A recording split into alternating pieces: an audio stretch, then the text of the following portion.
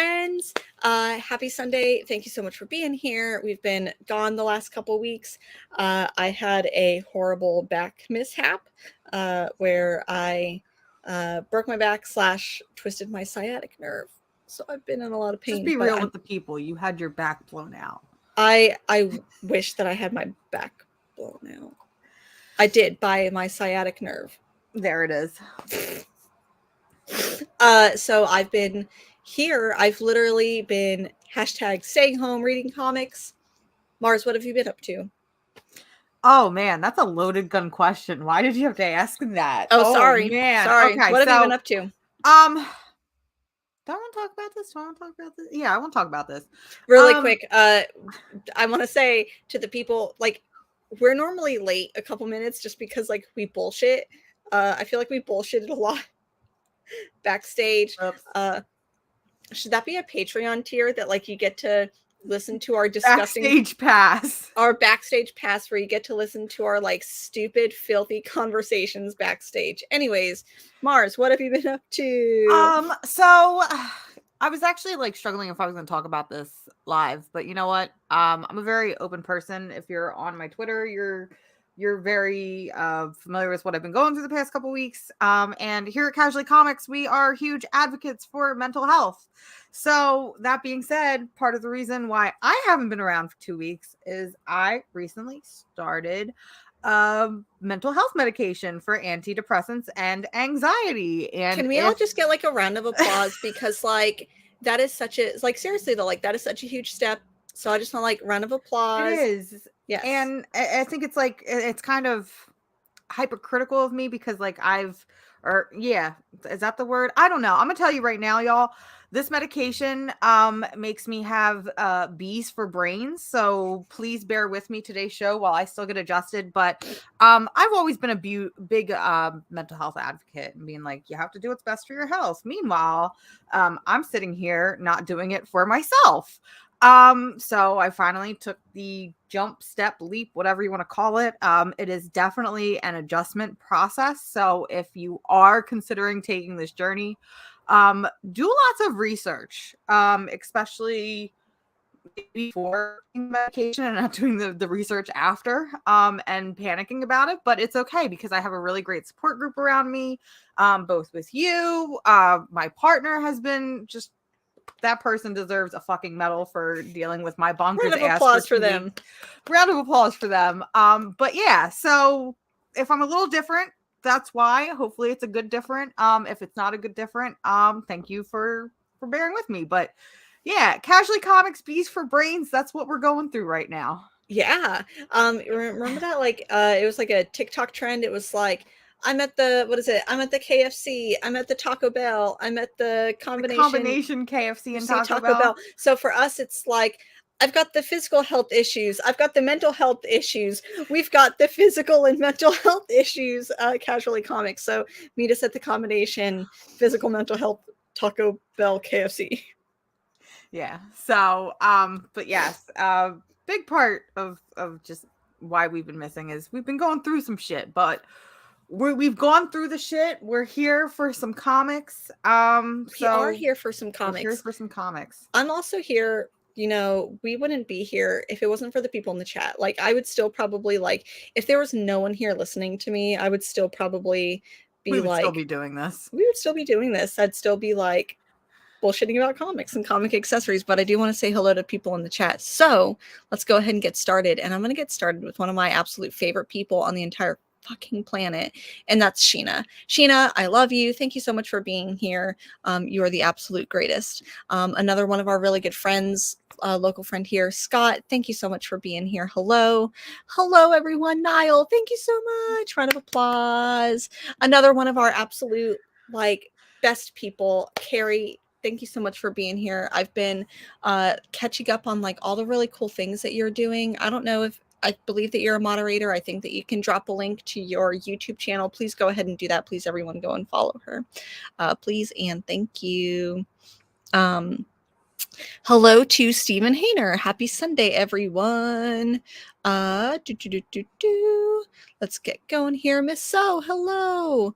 Thank you so much for being here, friend. Our friend Comic Toby, 420, hello. Our friend Damien, Sleepy Reader 666, hey, hey. Happy Sunday. Hope that you, also another Portland person, glad to know that you hopefully survived snowpocalypse. I have not. I busted my ass. I literally walked 2 blocks and slipped and fell on the ice on the sidewalk and busted my ass even more. So stay safe out there, y'all. Unruly Simeon, hello. I have Unruly Simeon sent me some stuff. So a little bit later, I'm going to show that off. So stick around for that. Abfab, heck yeah. Hello. Happy Sunday, y'all. Let's see here. Another one of our friends, Bizarro Fit. Hello. I hope you're adjusting well, Mars. I know meds are one of the reasons I'm still here, and yay for partners that put up with us. Yes. Excellent. Okay. So thank you everyone once again for being here. The show and what we do is about comic books and comic book accessories. So like, what's the comic book accessories portion of the show? We've got some comic book accessories portion of the show. I think that means the comic book news. News. Is that the accessory we're talking about? Yeah, there's been a lot of news. Kind of. Yeah. There's been some big announcements. You know, we always talk about, you know, we love it here when the comics that we love, and sometimes even the comics we don't love, find success and adaptations and movies and or TV deals. And we had a couple of those over the past couple weeks. So the first one is coming out of Image Comics with Scott Snyder and Jock's Witches, which has been in talks for a long time of receiving an adaptation. It seems like things are finally moving forward over at Amazon, which is no stranger at this point to comic book adaptations. Even though they're not the best. Even though, well, some of them aren't the best. Some of them are the best.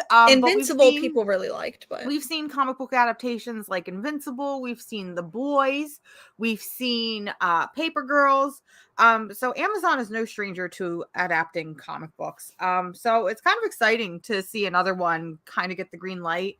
That being said, personally, was not the biggest fan of the Witches book. That being said, I am more than receptive to watching it on the big and or small screen. I'm excited as well. I'm not like, I don't know. I liked Witches. I'll say that. I liked Witches. But I'm also just like touch and go, hit and run, whatever with Scott Snyder. So we'll see. We'll see how it turns out. I feel like the book itself, like we have been promised a volume 2 and ongoing for Witches. If you've read it, like, you know, it sets up for like a next thing. And we've been promised that for quite a while and we haven't gotten it. It's been at least, what, 6-7 years? Yeah, I would say it's probably been longer than Saga was on hiatus. And I think that's part of the other thing that's like rubbing me the wrong way about this particular announcement is, even though I'm not a fan of the book itself, I know that there are a lot of people that do love the book, and I'm well aware that there was a promised volume 2 and that hasn't happened. So the idea that it's going forward at Amazon and going forward with like a movie or TV deal, I'm not really sure which one it is. I just know it's being adapted. That kind of rubs me the wrong way, because it's like, is it going to get like the Chilling Adventures of Sabrina treatment, where it's like they completely stop work on the book and are just like, hey, if you want to know what happens in my book, watch the show, and then the show gets canceled, and then they promise to bring back the book, but then it's been over a year since the book has fucking given a new issue. And we're not talking about Chilling Adventures of Sabrina, because otherwise we'll be here all night and all day. But that's my biggest fear in terms of Witches. Agreed. But I don't know, we'll see. Sometimes I do have a little bit of optimism in my heart, even though it seems like some days I'm full of negativity, but I'm kind of optimistic about that one. So another one from Another the same one. kind of like announcement. I feel like it was announced at the same time.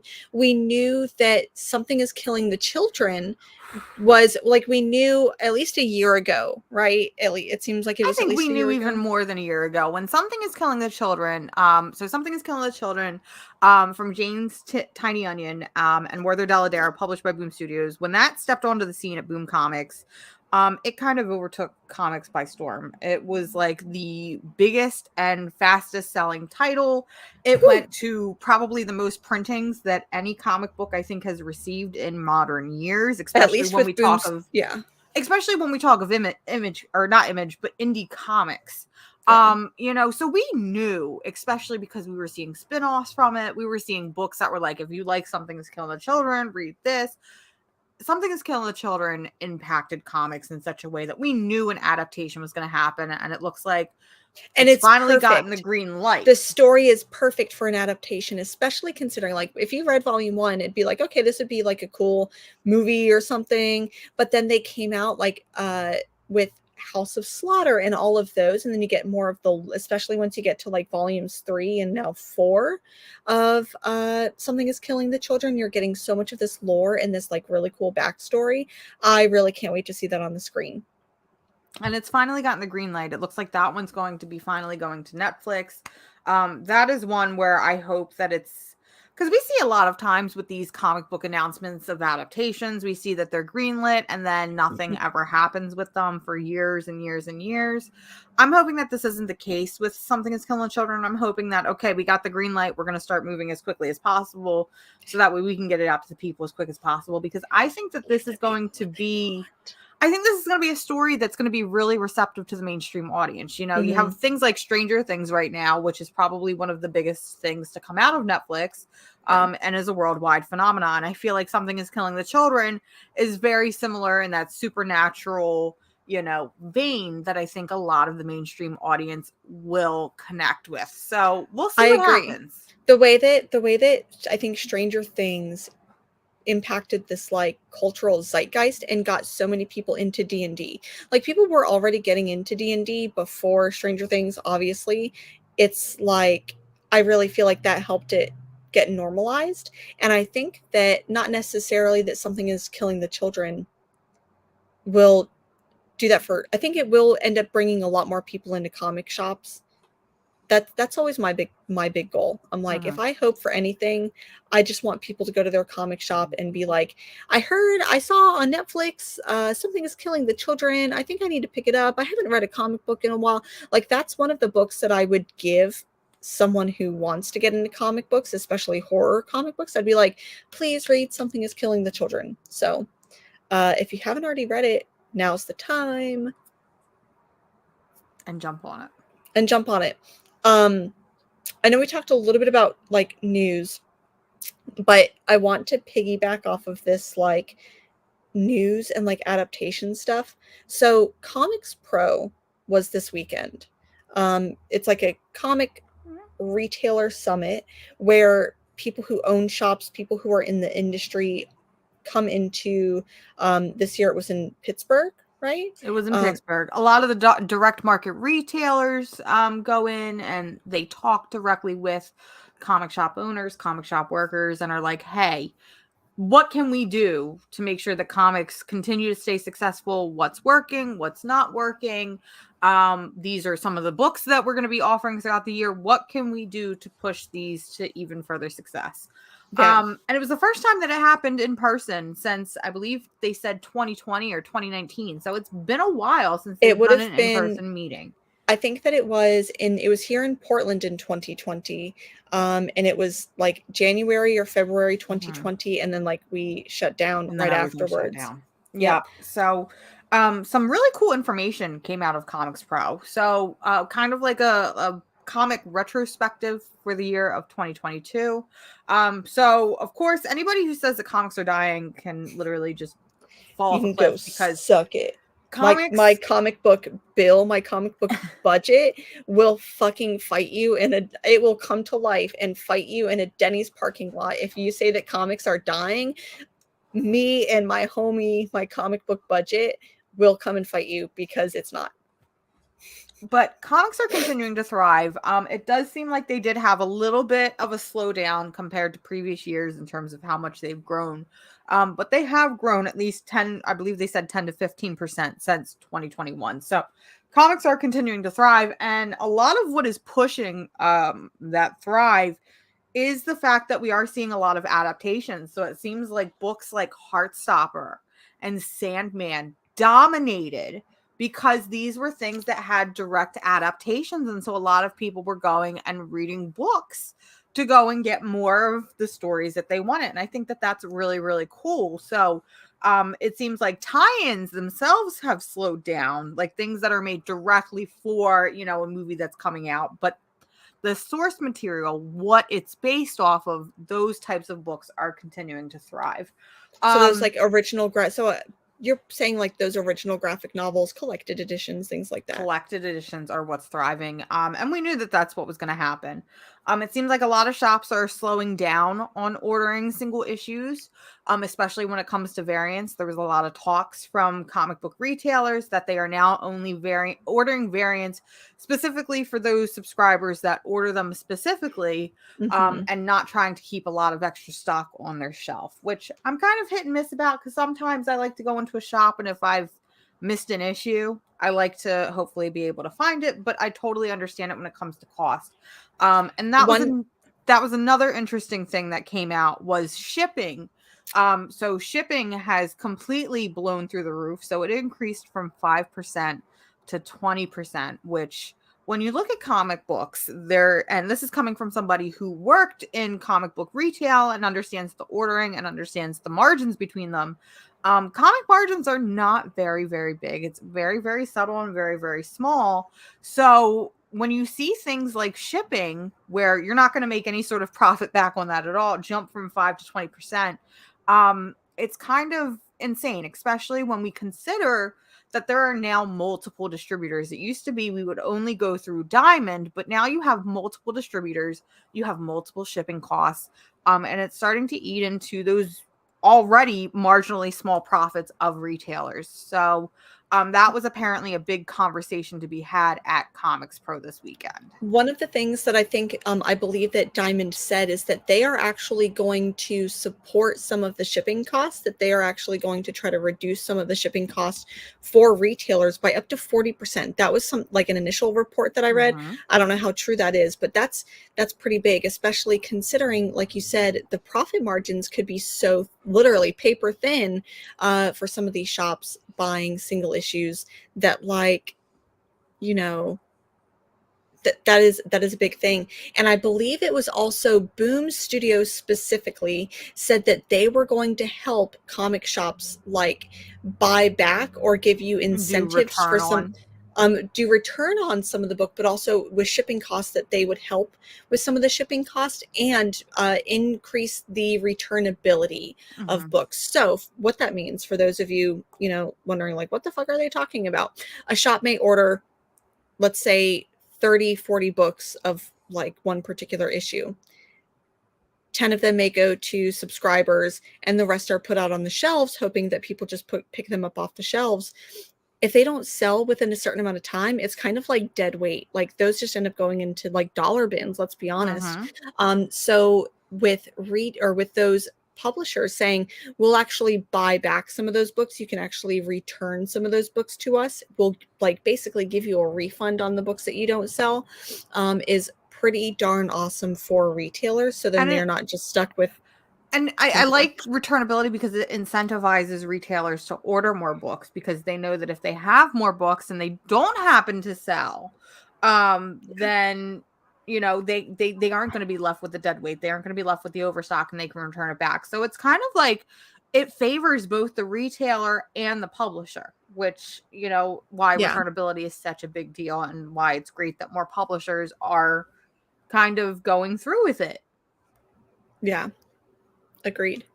Now, some of the other numbers that, you know, were really interesting is what's selling. So obviously, you know, Marvel and DC continue to dominate the industry with about 60%, but it seems like Image is dominating as well, which is really, really great because it proves that indie comics in general are starting to thrive. But surprising no one, manga is still the top dominator in terms of comic books. And it really does just speak volumes, no pun intended, but it speaks volumes what people are into. And, you know, the more and more years that we see that manga is dominating, it's just proof that we need to start blending both Western and Eastern comics, and kind of bringing them together rather than keeping them separated. You know, I've gone into a lot of shops that carry manga now, because they know that manga will at least get people in the door. And you know, you have things like Spy Family and Chainsaw Man, and these are like cultural phenomenals. Well, I'm thinking about things that have like TV shows right now. That I think, you know, yeah. I was gonna say people are watching the should have a TV TV shows. show. They immediately want to go and they want to, you know, Wait, the read House the book. Husband. Way of the House Husband's another one. So these are books that are at least getting people into shops, and while they're there, maybe they see an Image comic book that they like or a Boom comic that they like, and more people will be more inclined to pick up other books. So I think that more shops blending the two together rather than saying, oh well, we don't carry manga, we're not a manga shop, we only carry, you know, American comics, quote unquote. First of all, what does that even mean anymore?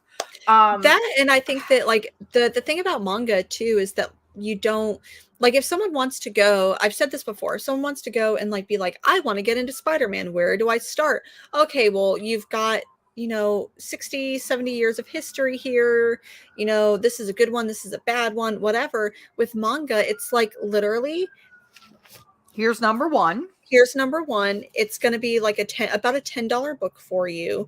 You literally can just jump into number one. Here you go. So I think that comics need to do, like, Western comics need to do that more, where it's like, give me a book that I can pick up for about $10, just get into it, and not have to like do a whole bunch of backstory. The only thing that I hate about manga, I mean, I love manga. I'm starting to read more manga, you know, in my adult life per se. I'm realizing that manga is more than just, you know, Naruto and Dragon Ball and, you know, these big things that, you know, obviously have big media tie-ins. You know, you've got really great books like Girl from the Other Side. You have like Blood on the Tracks, which is a book that I preach about. You know, the only thing that I hate about them is that some of these series will go up to like volume 50, 60, 70. And I'm like, yeah, first of all, I don't have time, space, and or money to support this. But it's, like I said, manga is like a gateway drug. It really is, especially with a younger audience. Yeah, I want to go ahead and pull this one up here. So Eric Rigsby saying, my 11-year-old son loves manga. And I think it's for that reason. It's easy to pick up. It's easy to get into. The characters are cool and dynamic. Like, it's crazy. It is. And I agree. I do. There are some shops that, you know, that are kind of blended. But I think that when we talk about it not being, like, but there's still a lot of shops out there, especially those shops that are curated by an older generation per se.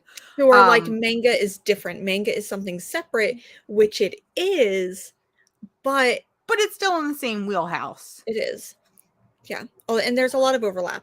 Like me, I'm gonna buy manga and I'm gonna buy comics. I'm gonna buy all of it, right? Right. So that's all the comic news that I have per se. Really quick. You have more stuff. Well, one of the things that I thought was really interesting that came out of Comics Pro is with Boom Studios. I feel like they had some of like the biggest announcements. They actually have a show coming out called, is it Mech Cadet? So it's coming out on Netflix. And they're going to be doing like a tie-in for it, and it looks like it's going to be more of a manga style book, and they are going to be doing like publishing for that, even though, or is it like it's like a Power Rangers type thing? So Mech Cadet U came out in about 2016. It's written by Greg Pak, who's one of my, I absolutely love Greg Pak. It's basically about this like futuristic world, almost very like Evangelion-esque, where Evangelion maybe mixed with a little bit of Pacific Rim, where you have this younger generation that go to school. They learn how to take care of the mechs. They learn how to build the mechs. The mechs fall down to Earth. It's a really cute little story. It's very all ages. And this was an announcement that came out a while ago that it was getting adapted. So the fact that it's like it almost sounds like there's just a trailer right around the corner, if not a trailer Ooh. already. Probably within the It's going to be next a really year. great, it's a really great thing. And I think, again, we're talking about that blend of Western comics and Eastern comics. I think that this is probably going to be something the kids latch on to. Yeah, kids are totally going to be into this one. So anyways, there was a lot of really cool stuff out of Comics Pro. I can't wait to see it actually like develop. Mm-hmm. So is that all the news? Is that that's all the news, but there was a couple other things. I feel like there were like scandal. I feel like, I don't know, we were gone for like 3 weeks and I'm just like, wait, were there any scandals? Was there any bullshit in the industry? They behaved this week. They knew we were away, and so they had to behave. 2 hours from now, some shit is going to drop. Like as soon as I press like end live, some shit's going to drop. So I'm just kidding. I hope shit doesn't drop because then my heart breaks even more. But there's tell us about some other stuff. So there's other fun stuff, other comic related fun accessories that you should be aware of. So we are in no way sponsored on this channel. But I did want to talk briefly. Barnes and Noble has been having a ridiculous sale all through the month of February. I understand that there's only like 3 more days left of February. But we have a platform and I'm here to share everything with you guys. So, Barnes and Noble's having a really, really great sale right now where it's buy one, get one free, not 50% off, not 15% off, not 75% off, free. Buy one, get one free. On all Image comics. And if you know us, you know that we love Image comics.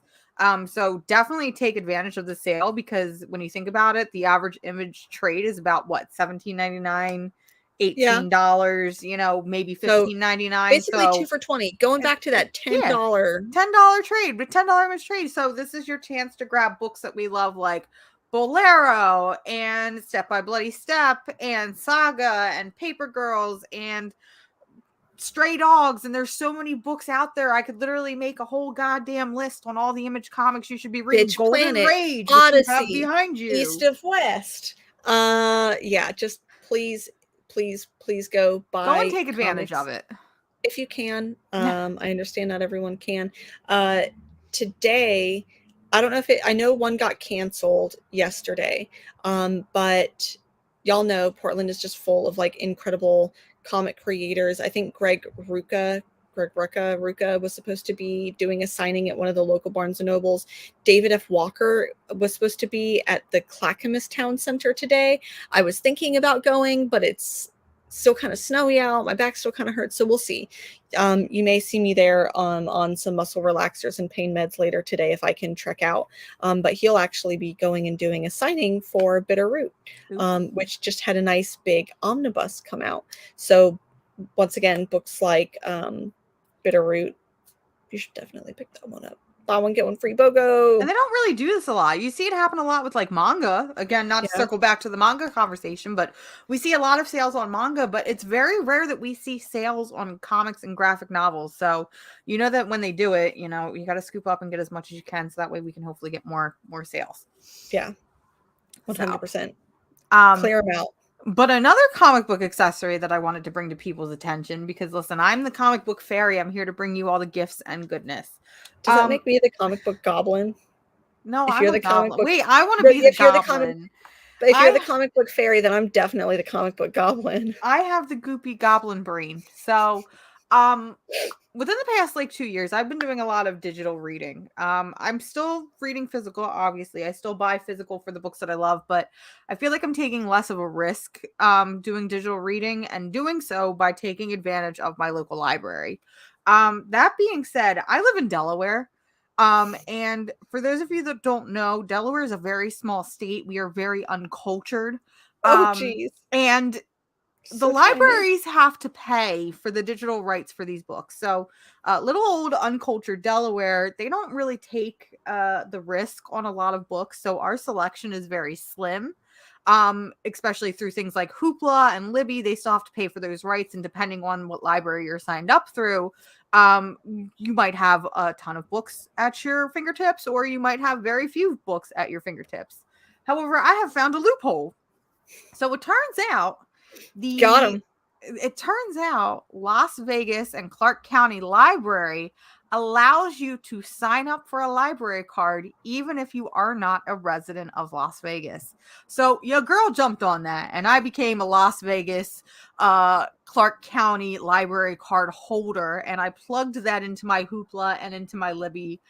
And when I tell you that it is fucking endless, the possibilities and the books that I can read, I'm a very happy person because now I can catch up on Blood on the Tracks. Okay. I was very upset. I wanted to read some Blood on the Tracks. Our libraries don't offer it. Las Vegas does. That being said, I'm now like third in line because my dumbass has been telling y'all to read Blood on the Tracks. And now I have to wait. And I'm very upsetty spaghetti. So if you or somebody you know is in line for Blood on the Tracks, revoke your rights so that way I can go up in line. Chaos, you need to let go of that book hold. Return Chaos, your library books, God damn it. But yeah, I thought I would tell people because it's free books, free comics. I think that actually, because in some states like Florida, they are doing a lot of like book banning, or like kind of, I don't want to call it like a shadow ban, but they're like, removing books about certain. It's a book ban. It's a book ban, essentially, on a lot of like culture and history, especially marginalized people like queer and people of color. They're taking a lot of books out of systems. So I think that actually, is it New York? I think that New York may have done something similar where they're like, hey, we don't care where you're from. Sign up for a library card from us and you can read all the banned books that you fucking want. So I would also highly, highly encourage people to like not just read comic books, but maybe read some books that might be banned, might be, from a marginalized community. Like let yourself get access to books that you may not normally get, because that's super important too. It is super important. Knowledge is power, y'all. Knowledge is power. And power is evil. Knowledge is evil. Like, we get it that comics, we preach comics. We always say buy comics when you can, but we also understand that comics are expensive. Sometimes you may not always have the funds to be able to purchase comics. And we really don't encourage pirating. We don't want you to pirate books, but if you can get them at your library for free, you're still contributing, because again, we've kind of touched on it, that these libraries have to pay for the books. They have to pay for the rights. The more comics that you take out of your library, either physical or digitally, it proves to your library that there's a want and a need for these books. So then they get more funding. They get more funding. They get more books. They support the publishers and the creators that you love without you having to really spend a dime. Yeah. So go and do it, y'all. Buy books when you can. And Sheena's right. A lot of them do drop new single issues on comic books. So like Boom, they release new issues for Boom, Image Comics. They really don't do it for the big two, but a lot of the indie comics will put their single issues on the library apps. So definitely take advantage of those when you can. Yeah. Please go ahead and what I would really like is if you go to your library, or like you take advantage of something like this, or even if you if you go to Barnes and Noble and you buy comic books and you do like a buy one get one free, or even if you go to your local comic book shop, like seriously, like it warms my heart knowing that y'all do this. Like, please let me know. Like, you can please bother me on Instagram and on Twitter and be like, look at all these things that I got. I really want to know. Please let me know. 100%. Libraries friggin' rule. They really for real. And then Carrie saying, if you live in Canada, there's a setup involving royalties for amounts, checkouts for writers. That's pretty cool, because so many writers do depend on library sales for their monies. 100%. Cool. So we all agree, when this is done, we're all going to go sign up for a Las Vegas library card, right? Yes. Okay. But stay away from Blood on the Tracks, because I need it. Please. Get behind I'm begging. Her. Listen, my last book left on a really big cliffhanger, and I just need to know what happens. Y'all, that is the most disturbing. Like, please do not read for the love of God, do not read Blood on the Tracks because it is so fucking disturbing and it is unhinged. I don't like it. But mostly so then Mars can get it. Yes. Just saying. What else we got? That's all I have. Okay. It's been a very quiet couple weeks, but I wanted to share my infinite wealth and knowledge of comics. Well, I wanted to share a couple of things over the last couple weeks that were shared with me. So before we get into the books that we read, do you mind if I share a couple of things? I mind Do you want to completely. see? Okay. So, first things first, I got this a while back, and I wanted to go ahead and say once again, thank you so much to our friends at Black Box Comics, because they have just been so incredible. They have been so nice and generous to me. They sent me some books. One of them is Dream Master. I actually, so I went to Fan Expo Portland last weekend. Unfortunately, I could only walk around for about like half a day on Friday before my back just completely gave out. So I missed Saturday, Sunday. Was supposed to do a panel on Sunday. Didn't get to because my back got booked. But anyways, Black Box Comics sent me this, and one of them was Dream Master, and I got to meet Jonathan Hedrick, who is the writer for this. So thank you so much, Black Box Comics, for sending that. Also got the run of Devil's Dominion right here. Ooh. Very, very cool. And honestly, like, I don't know. Oops, sorry, these whole runs just like fucking get me, man. I just love that. Like, I can read an entire run in one sitting. And then another one, Ninja Kaiden. Sorry, I'm getting all the 1 through 5 of Ninja Kaiden. So another one that I have to read and report back. So Black Box Comics, thank you so much. That was so sweet because I know that you sent me some other ones that were really great, but I really, really appreciated getting to meet Jonathan Hedrick because Dream Masters is really freaking cool. You Another some other goodies though. I did get some other goodies. I also met another friend, Corey, who on Instagram sells comic books, and he goes by Happy Dragon Comics. Reached out a while ago and was like, "Hey, like, would you want some like Swamp Thing comics? I've got some random Swamp Thing comics." And if you know me, like, if you ever wanted to, I probably shouldn't be saying this publicly. If you ever wanted to lure me into a van and kidnap me, it would be like, instead of a van that says like free candy or free cookies, It would say be free like Swamp Thing comics. free Swamp Thing comics, also candy and cookies. I will 100% get into any van, 100%. So, but anyways, they reached out and they're like, "Hey, like, I've got some Swamp Thing comics and they're yours if you want them." And I'm like, "Holy shit. I have been trying to get my hands on the Nancy Collins run of Swamp Thing." And I'm like, "So if you have any of those, like, I've just been like looking for them." And so we met at my local shop a couple Wednesdays ago, and holy shit, y'all, my new friend Corey got me the entire run of Nancy Collins' Swamp Thing. I think it's missing one. It's missing number 120. So whenever I'm able to go out to a shop that has more back issues, I'm going to look for it. But I want to say, Corey, thank you for hooking a girl up and not kidnapping me. That's always a plus. So that was really cool. There's some really cool covers in here, and I'm like, I've been painting again. I really want to paint some of the, like, you know, do like homages of some of the covers. So I actually tried to paint that one a while back. So anyways, Corey, thank you so much. There's one more thing that I need to get, but I need to grab it. So I'm just going to be 1 second off camera. Give me a second. Oh no, I'm being left alone again. Sorry. And I have amongst brains yourselves. For bees. I don't know what to talk. What do I talk about? Give me a talking point. What do I talk about how much you don't like Brian Azzarello. Go. Oh no, I don't want to do that. I feel like I do that every week. Listen, Brian Azzarello, if you're listening, we should just have a friendly conversation, possibly in a Denny's parking lot. about the way that you write people of color and queer people and women and just a friendly conversation. That's it. Anyway, you're back. Okay, there you Yay. go. Okay. So I did also literally like I think it was Monday or Tuesday. I was like, oh, I'm laying in bed all day. I cannot get out of bed. My back hurts so fucking much.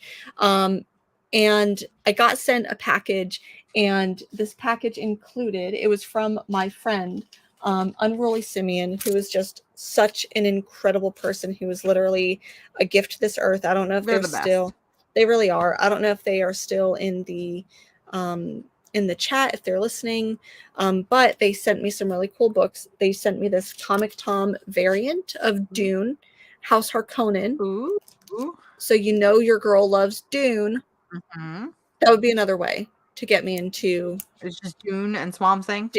Dune and Swamp Thing and Peter Steele from Typo Negative. And so not only did they send me that, they also sent me Avengers 83, which is the first appearance, like technically, of like Valkyrie, but it's actually Enchantress. It's a really wacky storyline. I actually covered this with the Marvel by the Month guys, so that was really fun there. But what was also included, which just blew my fucking mind, but sent me original artwork from Neil Gaiman's Neverwhere, by Glenn Fabry. So sorry. Like, y'all. That's crazy. That's some good stuff. I cannot believe it. Like, I was just, maybe it was the pain meds, maybe it was the muscle relaxers, but I was just like, I'm gonna fucking cry. Maybe it was the edibles. I don't know. But I'm like, I'm gonna fucking cry. This is just so goddamn beautiful. Look at that artwork. It is. It's great. Oh. So anyways, now that I have 2 pieces of original artwork, the other one was sent to me by my friend Dan, which is an original page from J.H. Williams III's Batwoman, and then Neil Gaiman's Neverwhere recently. So anyways, that just blew me away. I love y'all. You made a sad girl feel not so sad. So I appreciate it. Which is always a good thing. Which is always a good thing. So thank you for that. I really appreciate it. Literally, like, tears of joy. I love it. So that being said, we did read comics, unless you have some stuff that you want to show. No, we read comics. We have to talk about comics. We read, I feel like I read a lot. You read a lot too. I read so many. I read all of mine this morning because I haven't really been reading anything. Oof. Big oof. I love that power read. You'll be like, I've read these 30 comic books this morning, and I'm like, oh my God. But my brain is mush. Very cool. Okay. So what did we read? Do we want to, I feel like Marvel and DC were so light. It's just indie is getting heavier and heavier for me. I feel like that's all we care about anymore is indie. It is. It's all we care about. So many people talk about Marvel and DC. Very rarely do people talk about indie. So we're here to cover that void, but also talk about the Marvel and the DC, I guess, that we do read. But, you know, it is what it is. Okay. What books do you want to start with? Whatever you feel like. Do you want Marvel? Do you want DC? What's on the top of your stack? Let's do like Marvel and DC, so then we can kind of like, I don't want to say get them out of the way, but there were so few. What were one of the books that you read that you really liked? Well, are we doing Marvel or are we doing DC? Let's do DC.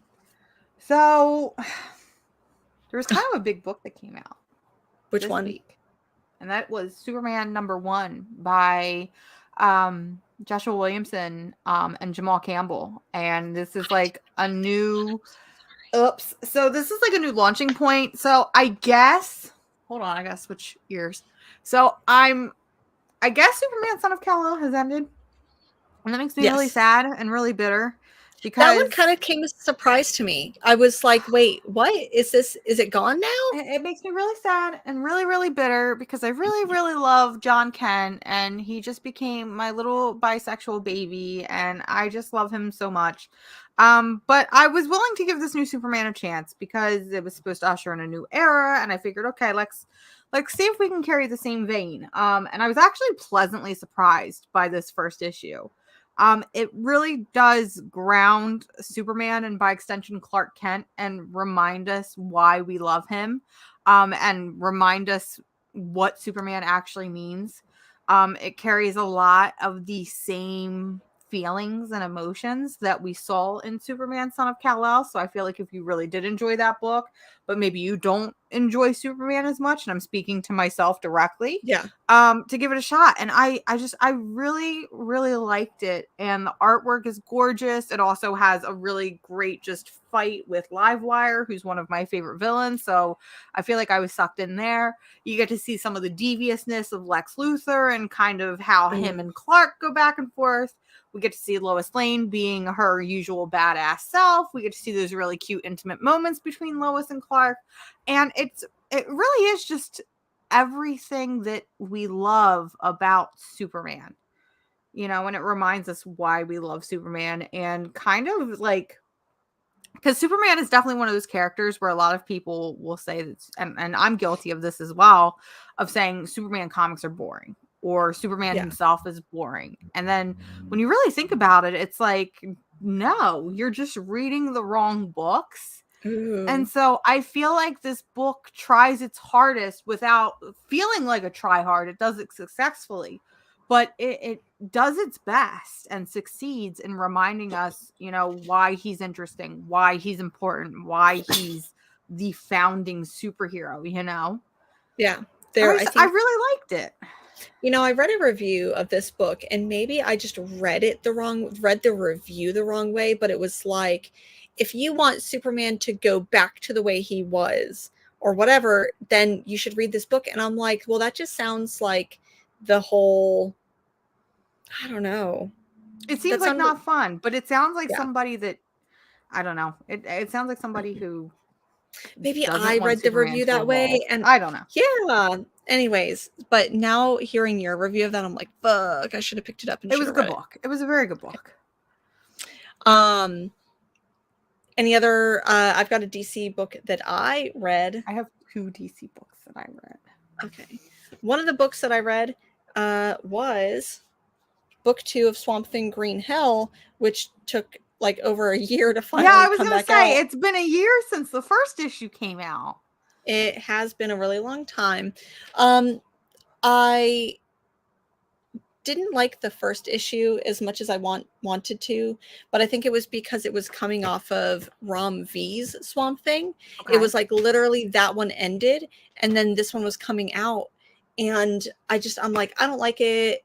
Whatever. I read the second issue. I like it a lot more.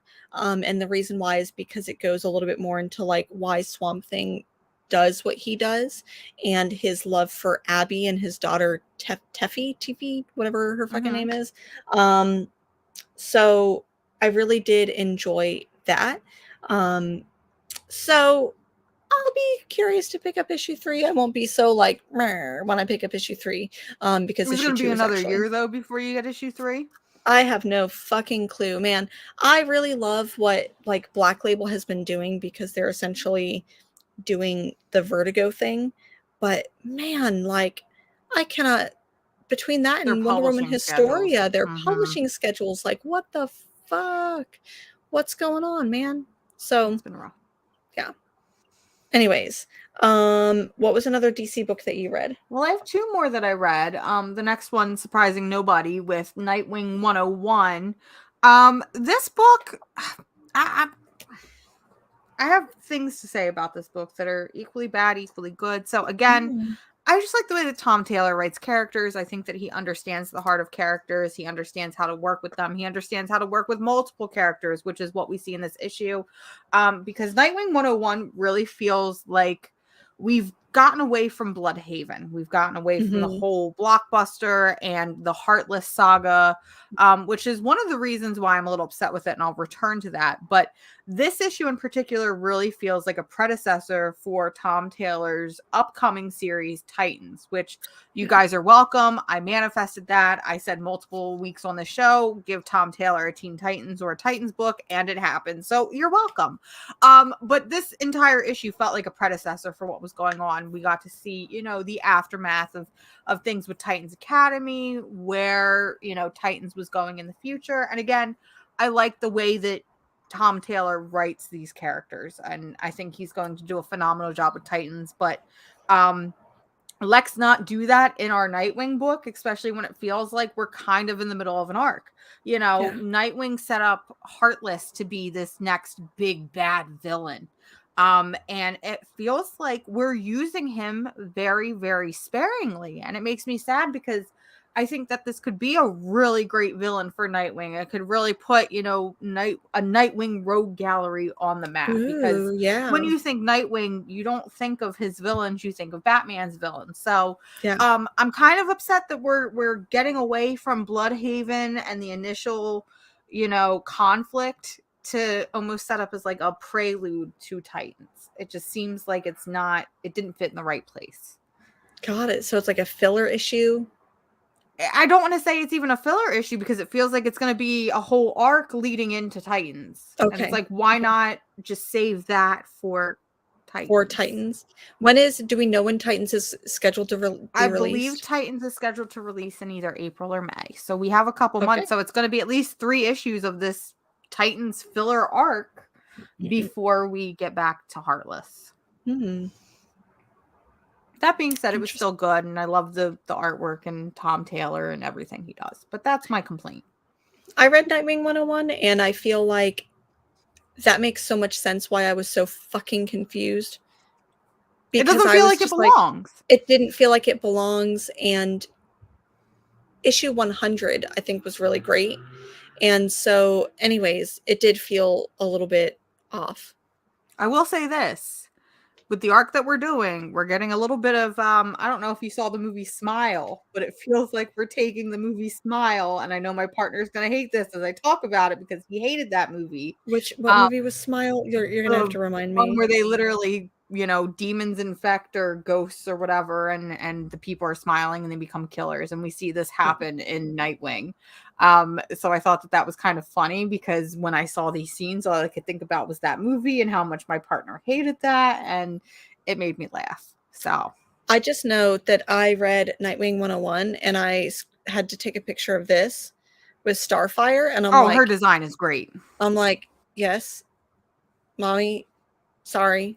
So anyways, I saw that and was like, I need more of that Starfire, please and thank you. I do.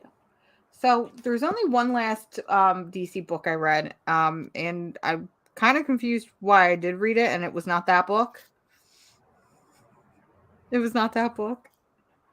I'm behind on that book. I had to prioritize. I only had 3 hours to read 20 books, okay? That was a lot for me. I read Wonder Woman 796 because Yara Flor was on the cover, and apparently I jumped in at the end of an arc. So I was a little confused. But that being said, this book was gay. It was very gay. That's how you market things to me. It's just be like, this book is gay. So Etta Candy and Cheetah kiss, which I was like, oh, that's nice. Josue was telling me a couple months or weeks ago that apparently there's a thing going on now with Siegfried, who was introduced in Wonder Woman last year. Apparently there's a gay thing going with him and Steve Trevor now, and I didn't believe it, but I have seen what my own eyes have seen, and I can confirm it's fucking gay. Okay, so what you're saying is I do need to read What I'm saying is I think we need to start reading Wonder Woman again. Okay, let's do it. I will probably try to, maybe we can get it from our local library or our non-local library. We can go ahead and get that Wonder Woman trade and catch up. We need to catch up. Okay, let's catch up on Wonder Woman. I feel like I started reading Donny Cates' Venom for the same reason, because I think it was either Josue or Nick at the comic shop was like, you really need to read it because Venom is really, really gay. And I'm like, what? Venom gay? Like, I kind of see it. And it's a love story. So anyways, speaking of gay books, you need to be reading. I am. I'm just behind on 2 issues. I know. This one is so good. So I don't necessarily I don't know, want to spoil it, but I'm going to spoil it. This is the reunion issue. So Poison Ivy, Harley comes back to Poison Ivy. Harley has been like, so Poison Ivy has been traveling the country. In this last arc, she was infecting the country with her lamia spores, and then she was like, okay, well, I'm going to pull back. Like, I'm not going to kill everyone yet, but I might, but not yet. But maybe, okay, not today.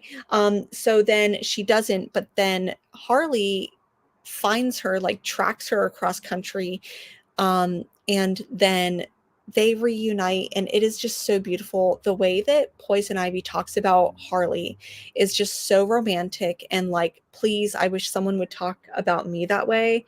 And it's such a beautiful love story between the two. Oh, it's so romantic. I love it. I love this book so much.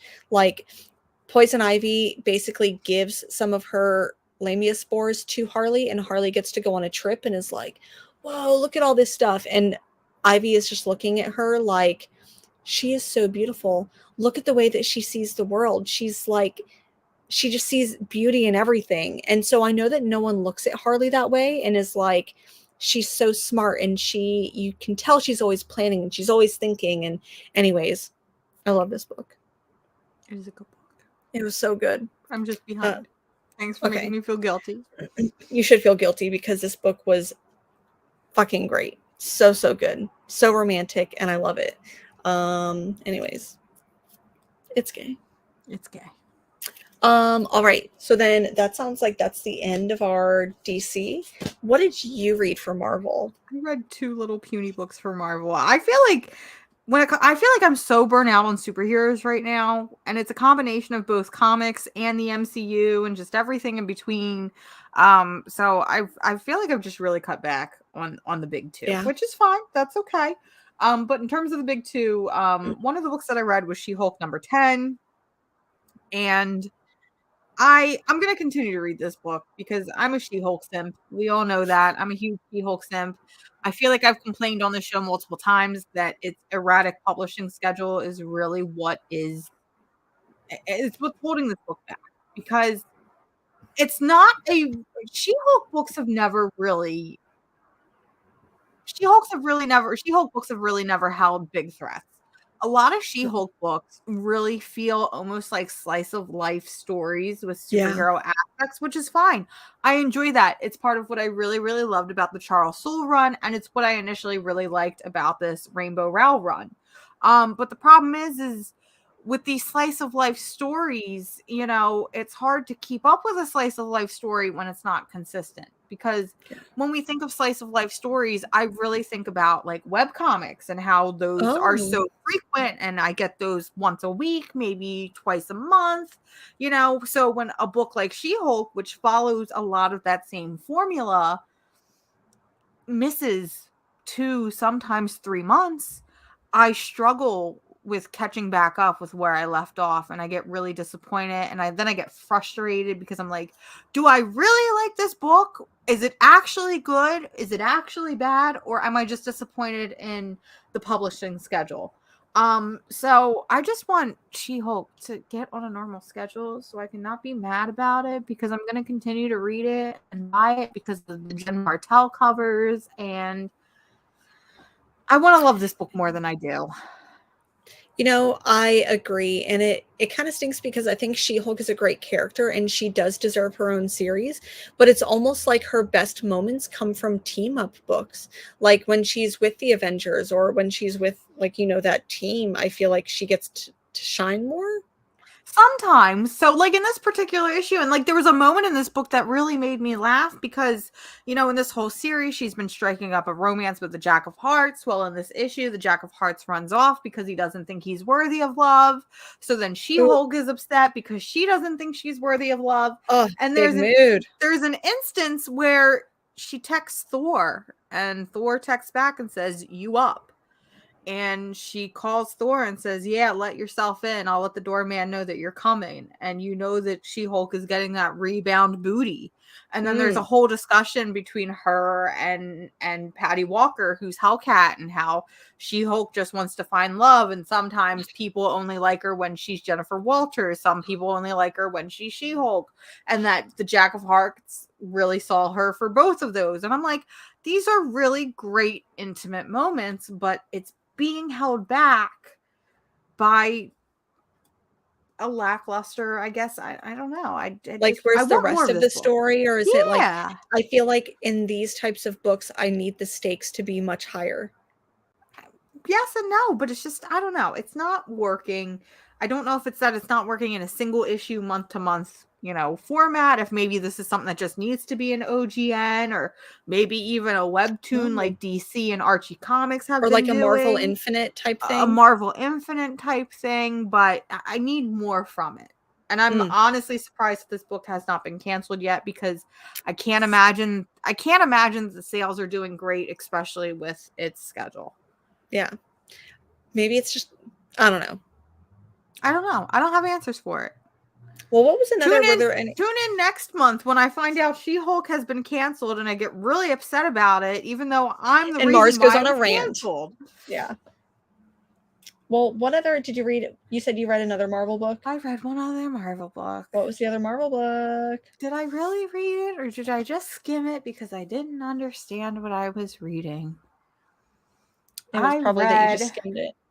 I read, or at least I tried to read, Immoral X-Men, because listen, when you put an image of Emma Frost choking out Mr. Sinister on a cover, I'm gonna read the book. Mr. Sinister.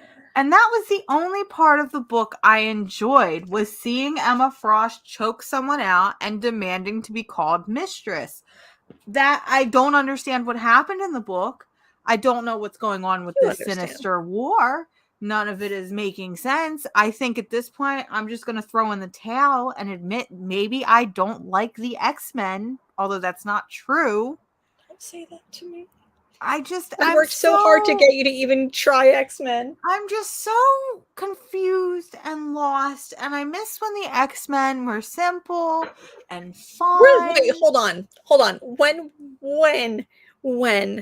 When was the X-Men ever simple? Even in my the childhood, when I couldn't read. September 1963. In my Stanley childhood, and Jack Kirby, it has never been simple. X-Men were fun and simple when I was a child getting X-Men comics at garage sales, and I couldn't fully read yet, so I made up the stories using the pictures. That's when X-Men comics were fun. Yeah, that sounds right.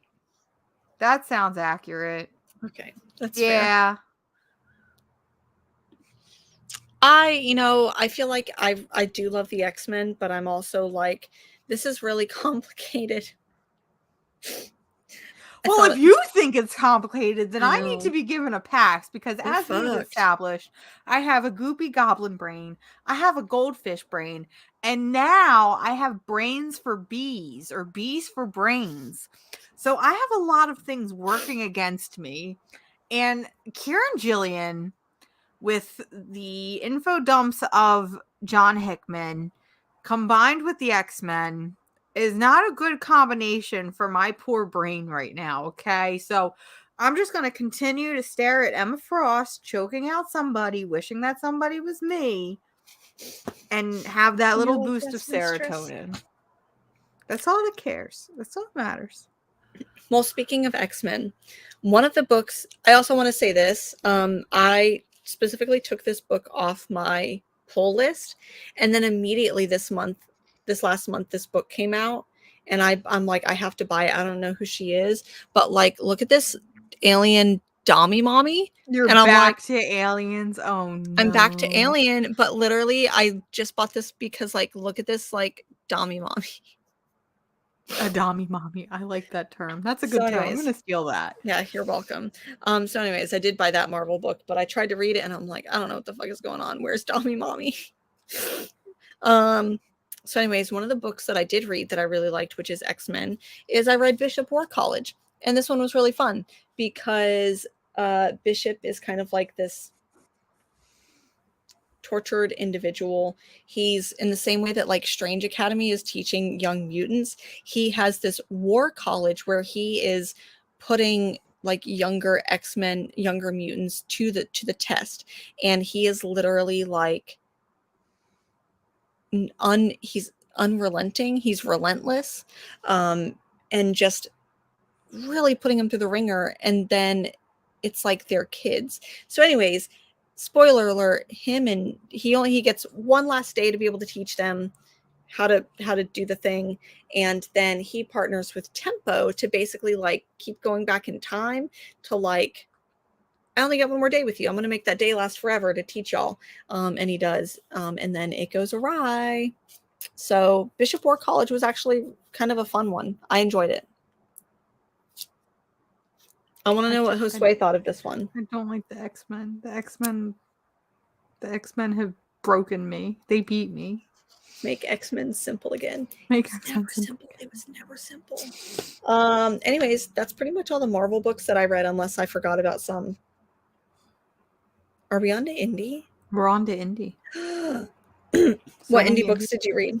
So many indie books. I have a whole list here, so let's go through. We'll start. Boom Studios has a new book from Justin Jordan, and it is called The Harrower. Harrower.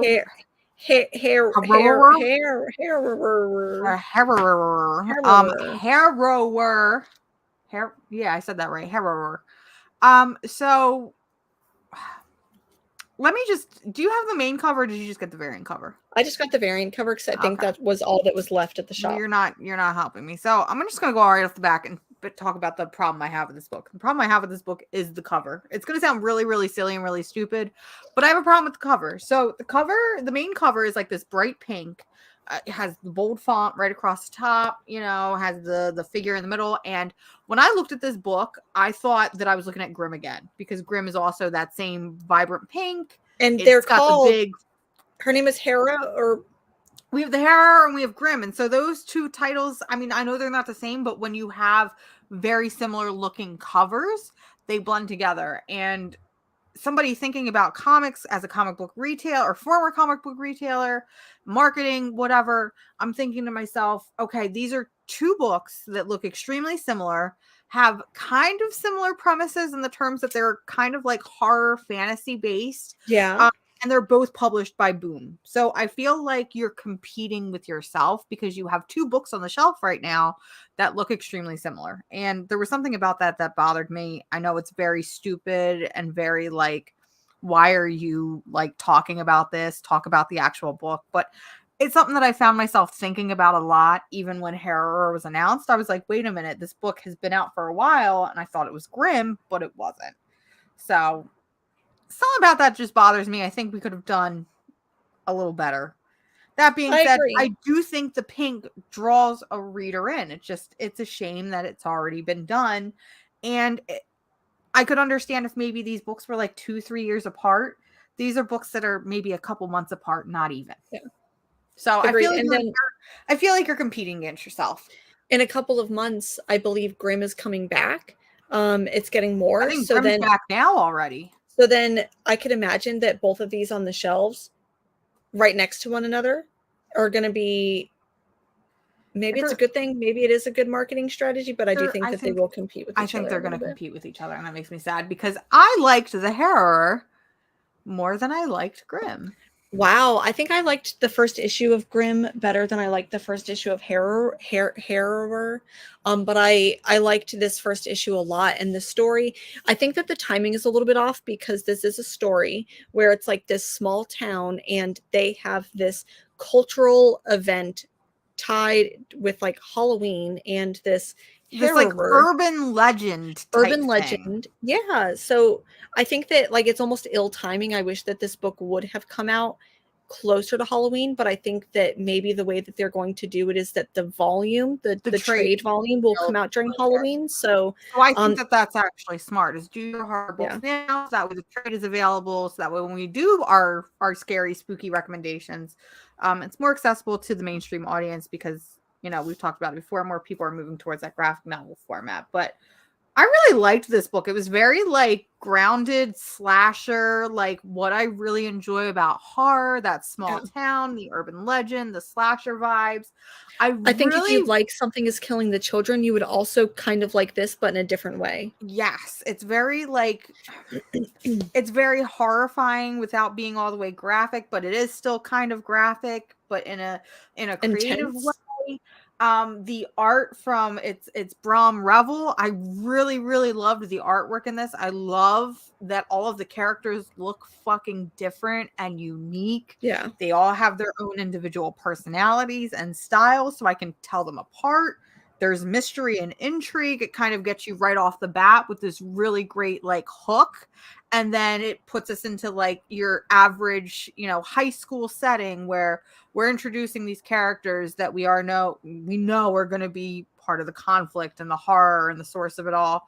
And then they continue to drip feed us like mystery. Like there's a character whose brother has, is no longer with us, but we don't know why they're no longer with us. And, it hooks really, really well. So I went into this book not expecting to like it. I figured, okay, it's just going to be another, like, I feel like horror right now has been really oversaturated in comics and not in a good way. Yeah. Where maybe some of the things feel very similar to one another. And there's no differentiation between things, but this I feel like stood out. And I think a lot of that was due in part to its art, because it's very it's not typical comic book art. It's very stylized and stylistic, and the writing was actually really good. Usually when you see, because Justin Jordan is a middle-aged white man, when you see middle-aged white men writing teenage girls, sometimes it comes off very like Tim Seeley, I'm looking at you. It comes off very forced and faked, but everything about this felt very natural, but in an entertaining way. So I really enjoyed this book. It really surprised me. Agreed. 100% agreed. I like it. I like it a lot. Read the book. What else did you read, and what else did you like? Another book that I have that I think that you're probably going to really like, especially considering who wrote it, is Monarch #1 from Image Comics, written by our pal Rodney Barnes, who does books like Philadelphia and Nita Hawk's Nightmare Blog. This was a really weird book, and I didn't like it at first. It took me a couple pages to get hooked.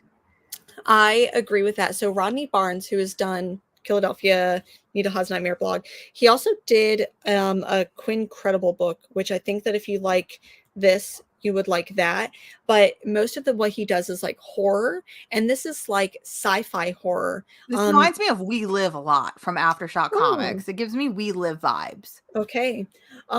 So it's basically about like an alien invasion, but it also like alien invasion apocalypse that's also rooted in, because and I feel weird saying this because I am a white woman. I like seeing these traditional-esque stories. So like we've seen a million stories about, the aliens, the apocalypse, but I like seeing people of color at the forefront and seeing people of color and, their culture and environment at the forefront. So we're introduced. Go ahead. Just treating them like stereotypes. Yeah, like you really do get to see like these characters, their motivations, and why they do things. I really like that. Because the story is surrounded around a young boy, and I actually thought that this kid was like young, and then I realized that the kid was like in like high school. Yeah. Late middle school, early high school. So that took me a second to grasp onto, but he's basically a foster kid, and he's in that very like rough foster kid setting where, he's not living the best life, or he's not given the best home environment, but it's the best that he can get right now. And I feel like that's going to be a lot of what drives his character, is that upbringing and where he lives. But we get that sort of introduction to the character, his relationship with other people, which I think as the story progresses, at first I was like, why are we getting this development? But then it made more sense as the story progressed. You know, we get that, then we get the initial invasion, then we get, okay, it's been a couple weeks since the invasion. And part of me wishes that I could have seen that in between, but I also like not being able to see that in between. I'm very like, I want it, but I don't I want think it. we'll maybe get it in some flashbacks. Yeah. I want more of it because I think I would have been more okay with, you know, there's a week jump. If I had gotten to spend a little bit more time when we eventually left our safe house to see what the world has become rather than Yeah. us immediately jumping into the next conflict. That being said, this is another book where I looked at it. I didn't think I was going to really enjoy it. And like I said, it took a couple pages for me to become invested. But once I did, it hooked me in and I really enjoyed it. I really, really loved this book. Definitely going to be getting the next couple of issues. But one of the things that I want to say is that I've interviewed Rodney Barnes 3-4 times now. He's such an outstanding person. I will say this until I'm blue in the face. I want him to be writing Swamp Thing. And I can hear him in interviews. He really gets into like character motivation. So I went in and like I read it that way. But one of the things that he says, and I feel like I challenge him on this, is that he says that his books aren't political or don't have some like political stake in it. And I get that, like, to me, the personal is political. And he wrote a book called Philadelphia, which is literally about like slave holding presidents Yep.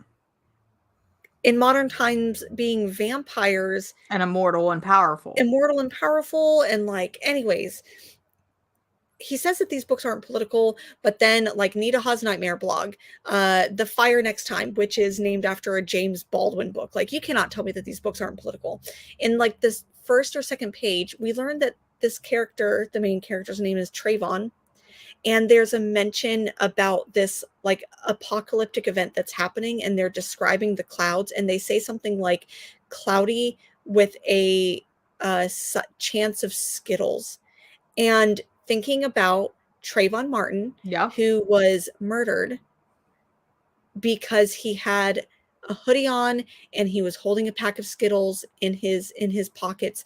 Like, Rodney Barnes, you cannot tell me that your books don't have some type of like, you're hiding it and I know you're denying it to me, but I see you.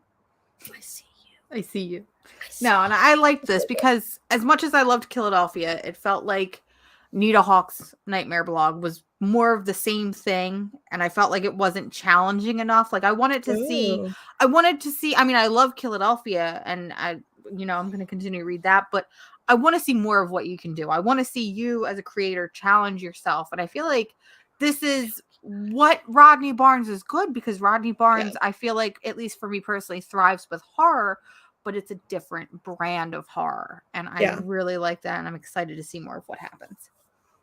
100%.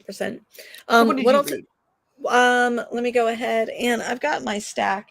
I was gonna go more towards like, you said that you read this one. I'm not sure how I feel about this one, but I read Betty the Final Girl, and like I liked it, but I Don't lie to yourself. Don't lie to yourself. No, you didn't. No, you didn't. I wanted All to right, really I'm talking like about. it. All right, here we go. Claws out. Let's go. All right, I Betty liked Final that Girl. Josie and the Pussycats were in it. Betty and the Final Girl. I like to talk about this. So I am a slut, simp, whatever you want to call it, for the Archie horror universe. I have talked on this channel multiple times about my love and hatred of Roberto Aguirre Sacasa because he gave us Afterlife with Archie, he gave us Chilling Adventures of Sabrina, and then he fucking ripped it away and never gave it back. And now it feels like Archie is trying to drip feed more Archie horror because they are struggling as a publisher and they realize that the fans wanted Archie horror. So they've been giving us little one shots here and there, and that's fine. I think that's my problem, is that it's all one shots. It's all one shot. And it's all multiple stories within a one shot. So it's not even like it's a one shot and it's not even cohesive. given room to breathe. Yep. So, we've had other series in the past, like Jughead the Hunger, Vampironica versus Jughead.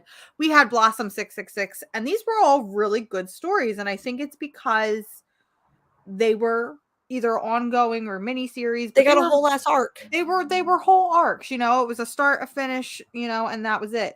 And I have been like begging for years. We've seen something with Jughead. We've seen something with Veronica. Let me see something with Betty. Make Betty a serial killer. And then it's like Betty final girl. That's perfect.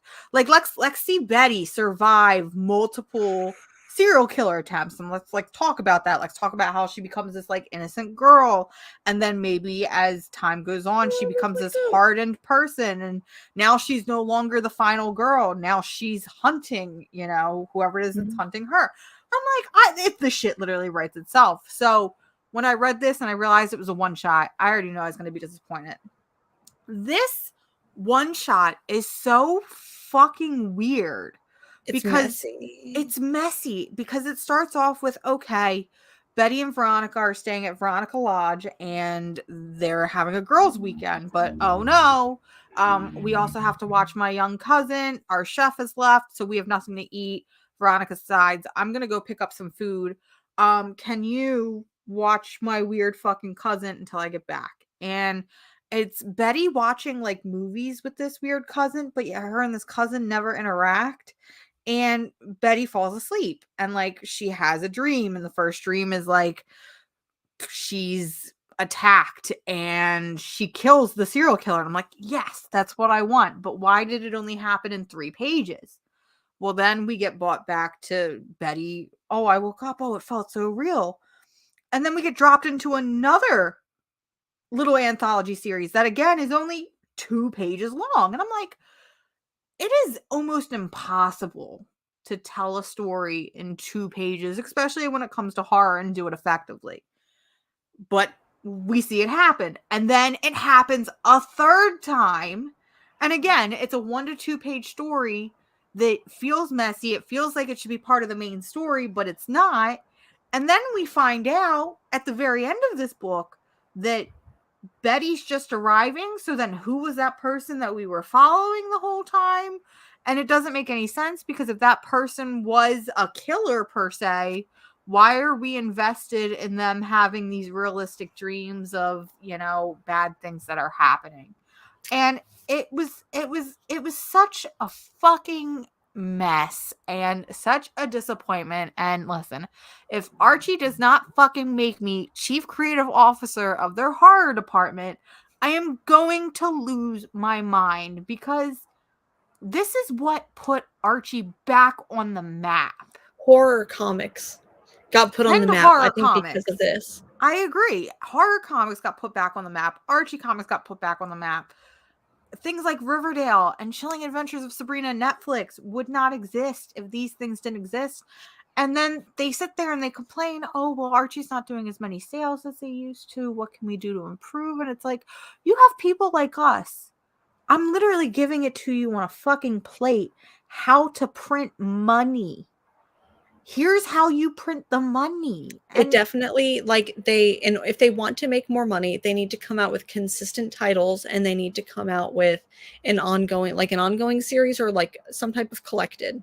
Give me, like, seriously, like, maybe not like OGNs. Yeah, and maybe not even like Archie versus Predator, like, but something along those lines. Listen, Archie versus Predator was so much fun. There was also, but that also happened during the era, I feel like, of Archie versus, you know, Archie horror. Was we saw all these like dumb, and I mean like silly ass Archie crossovers, like Archie meets Kiss, Archie meets Blondie, Archie versus Predator, Archie versus Predator 2. Like, but so these were fun. You know, nobody cares and or wants a modern version of Archie, because they tried to do that with Mark Waid and Fiona Staples. And as much as I love Fiona Staples' art, that was not enough to keep me reading past volume 1. Same with Jughead. You had Chip Zdarsky with Erica Henderson. It's like, okay, yeah, these are 2 powerhouse people, but these are outdated methods of storytelling. Yeah, we talked about slice of life and how that can work, but Archie's been doing slice of life since the 40s. So we need to do something new with Archie and something new with these characters. And I feel like the horror route is how we do it. Hell, let's put Archie in space. Let's do Archie. I was just about to say, let's do sci-fi. I was literally, those words were about to just come out of my mouth. Give me Archie sci-fi. What could... let's just do the weirdest shit we can possibly do with Archie and modernize it, because Archie has been doing the same stuff for 70 years now, and it's starting to show. And if they don't start to switch up what they're doing, how much longer is Archie gonna last? No You more know? one shots. Give us sci-fi. I mean, it's just insane, because at one point Archie comics outsold books like Batman and Superman. You know, I don't know if we could get to that point again, Yeah. but we could get close, because, you know, at the height of Archie, again, we keep talking about Chilling Adventures of Sabrina and Afterlife with Archie. Those books were outselling things like Saga, and were the Yeah. top selling indie books, which is a big deal. Let's put Archie back on the map. Let's modernize it. Let's reinvent the wheel. Let's do it. I'm here for it. Archie, make Mars your creative officer. What other? So let me go ahead and pull out another book. I'm pretty sure that you read. I just realized I talked 20 minutes about Archie comics. No, that's okay. That's what we do here. I'm just passionate. What was another book that you read? Another book that I read, and I'll talk about this one very briefly because I did not care for it, was Space Job from Dark Horse Comics. Oh, I didn't read that one.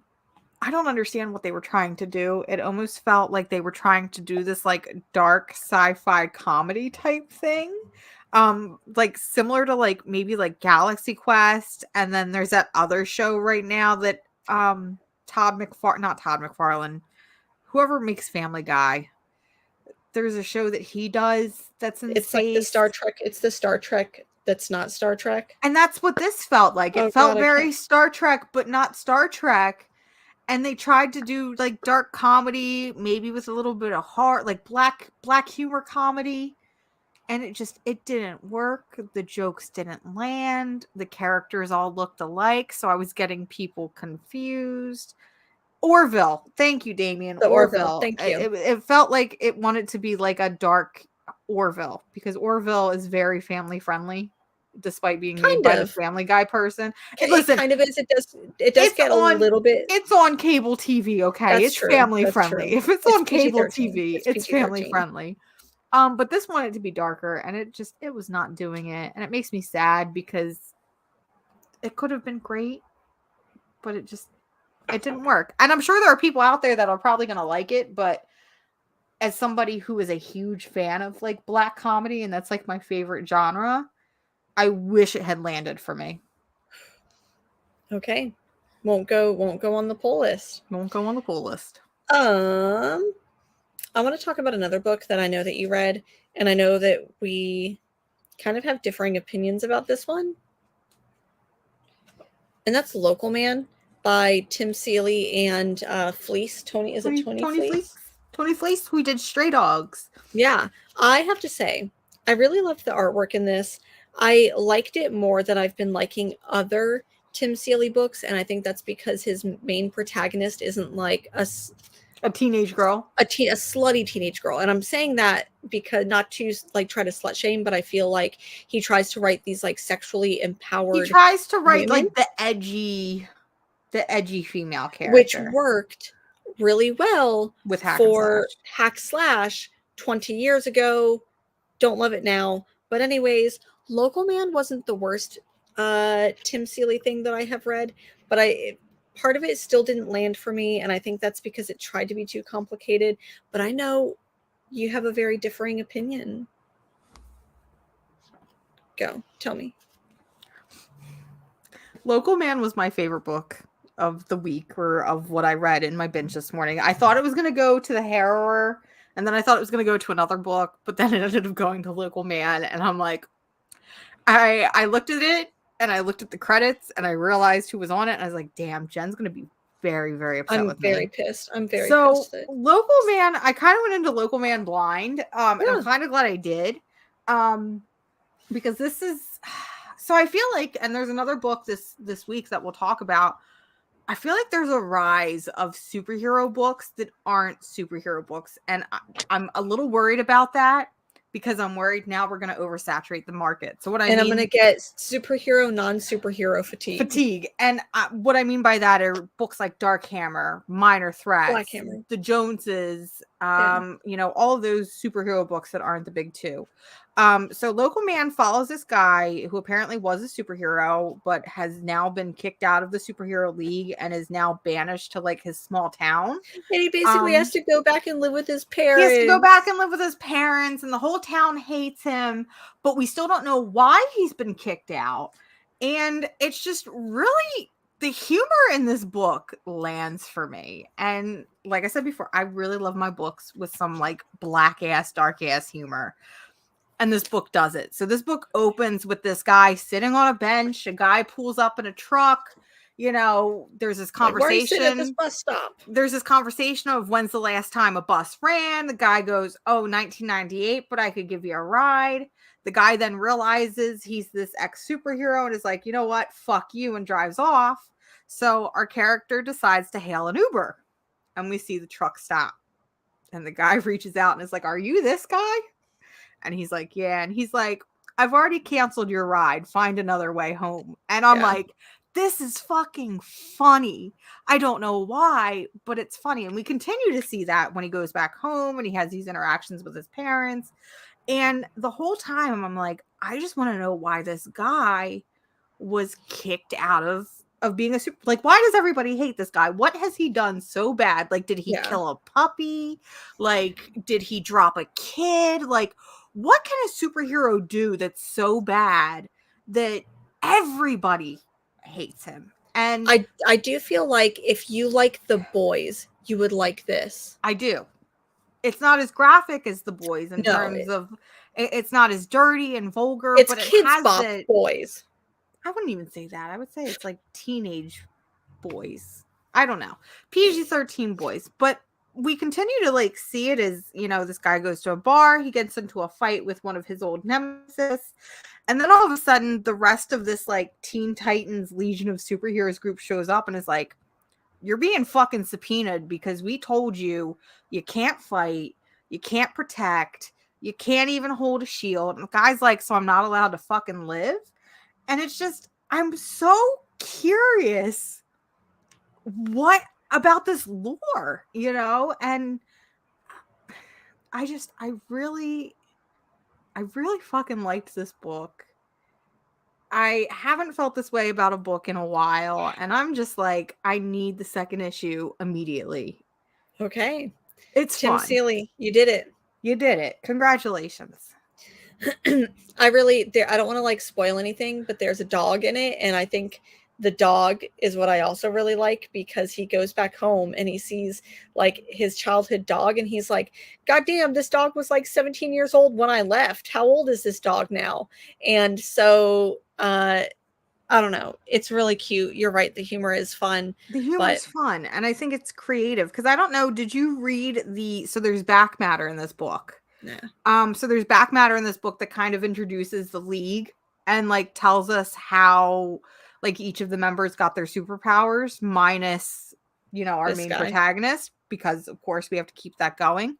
But like we find out that the one guy was like a fighter pilot that was going down, so he fused with his plane. And I'm like, it's like really like silly like superhero backstories that still feel familiar. Still very serious. They're still serious, they're still familiar, and I'm like, this is my jam. Like, this is why I like comics.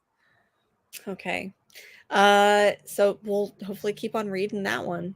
What was another book that you read that you really liked or didn't like?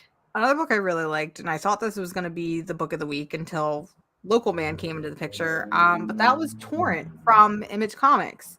Again, this is another book where it's a superhero book that's not a superhero book. And I really like this, because I really like when books work for both the mainstream audience and for like diehard comic people like myself, because there's like really cute references in this to like the Sanctum Sanctorum and, you know, the Fortress of Solitude, and then they throw in a joke of, you know, we gotta stop saying that or else we're gonna get copyright strikes. But essentially what this book is it's a character that, you know, is a superhero, but she's also a stay-at-home mom, and you know, her identity gets revealed, and, you know, they go after her family, and I'm not going to spoil it, but things happen and shit goes down, and, you know, basically it's her fall into being a beloved superhero to basically being like a Punisher-esque vigilante. Yeah. But it does it in a way that's not like gritty Punisher. It does it in a It's way not that's, just like dark for dark's sake. yeah, it's not dark for dark's sake. It's not dark like The Boys, Punisher, you name it. It's still light and colorful and lighthearted while still being very serious. Maybe like in a John Wick-esque type way. Ooh. I don't know. I feel like maybe this is like John Wick meets superheroes, Okay. but with a female protagonist, which I really like. And I have to say, the artwork style for this, I think, is really, really fitting. I really liked it. I agree, because it's fun, it's colorful, it's comic booky without Dynamic. It's dynamic, you know, it's just the character designs are really great. And again, this is a book with people of color at the forefront, which I really appreciate, because this could have been a book where it was just white people, but it's not. Boo. So I Oh, like the that light we're things. getting more dynamic as we go through the future. What were there any other books that you liked? I want to talk about this one really quick, because Okay. I missed out on issues 2 and 3, and then I picked them up. I read issue 1, and you know what? I'm gonna make this a twofer. So, Ice Cream Man issue 20, issue 34, Mm-hmm. another just solid, just like weird slice of life, really, really good. However, the same team is doing Art Brute. I didn't And it's a read it. series that I'm so fucking I was so excited for it to come out, and then life happened, and when I was looking at, you know, the release schedule, I was like, we're already up to issue 3. I didn't even realize issue 1 came out, and I was very upset with myself. So I need to go back and catch You up with it. need to go back, because this book is so fucking good. It's weird, it's wacky, it's insane. You'll love it. I love the weird, wacky, and insane. It's so weird, wacky, and insane. Y'all, I need y'all to read Art Brute. Like, I need y'all to read Art Brute. I don't know how to say this in another way. I need y'all to read Art Brute. It's so good. It's so good. It's a good book.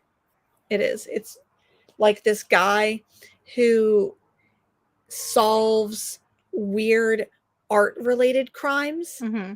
And it's just, I don't even want to call it sci-fi, because it doesn't even like give us like, but it's weird. Like he like goes into paintings. Y'all need to read Art Brute. Y'all need to read Art Brute. Do not wait for the trade Read to come the out. book. Read the book. Okay. What else you got?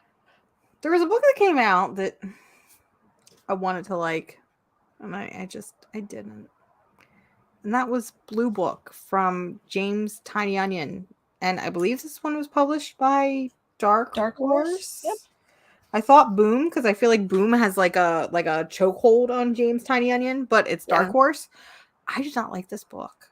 And I really want it to, because the premise of this book is Mr. James Tiny Onion is taking real life alien encounters that have happened throughout, you know, modern history, and is basically telling stories out of them. And I'm like, and like giving us maybe like another side to them, or maybe like the human element that doesn't get told. Or like the creative element to it. I don't know, kind of filling in the gaps of what might have happened. And I'm like, okay, cool.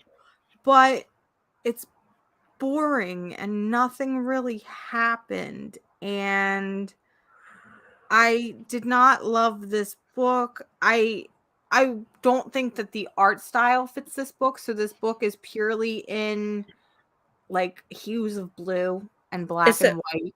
It's a very monochromatic book. It's Michael Avon Oeming, which I think he has a very, very distinct style that I really, really like. But you're right. Like, I feel like I wanted more, because his lines are so clean. It's almost like I wanted like dirtier art for this. Yeah.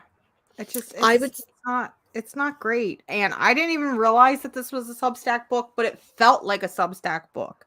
Because it feels like side material. Yeah, it doesn't, like, there's no hook. You know, when people write books specifically for when people are writing books specifically for comics, and when I mean that, I mean like print copies that are going out in previews and being read every month, or even an OGN, there's a specific formula.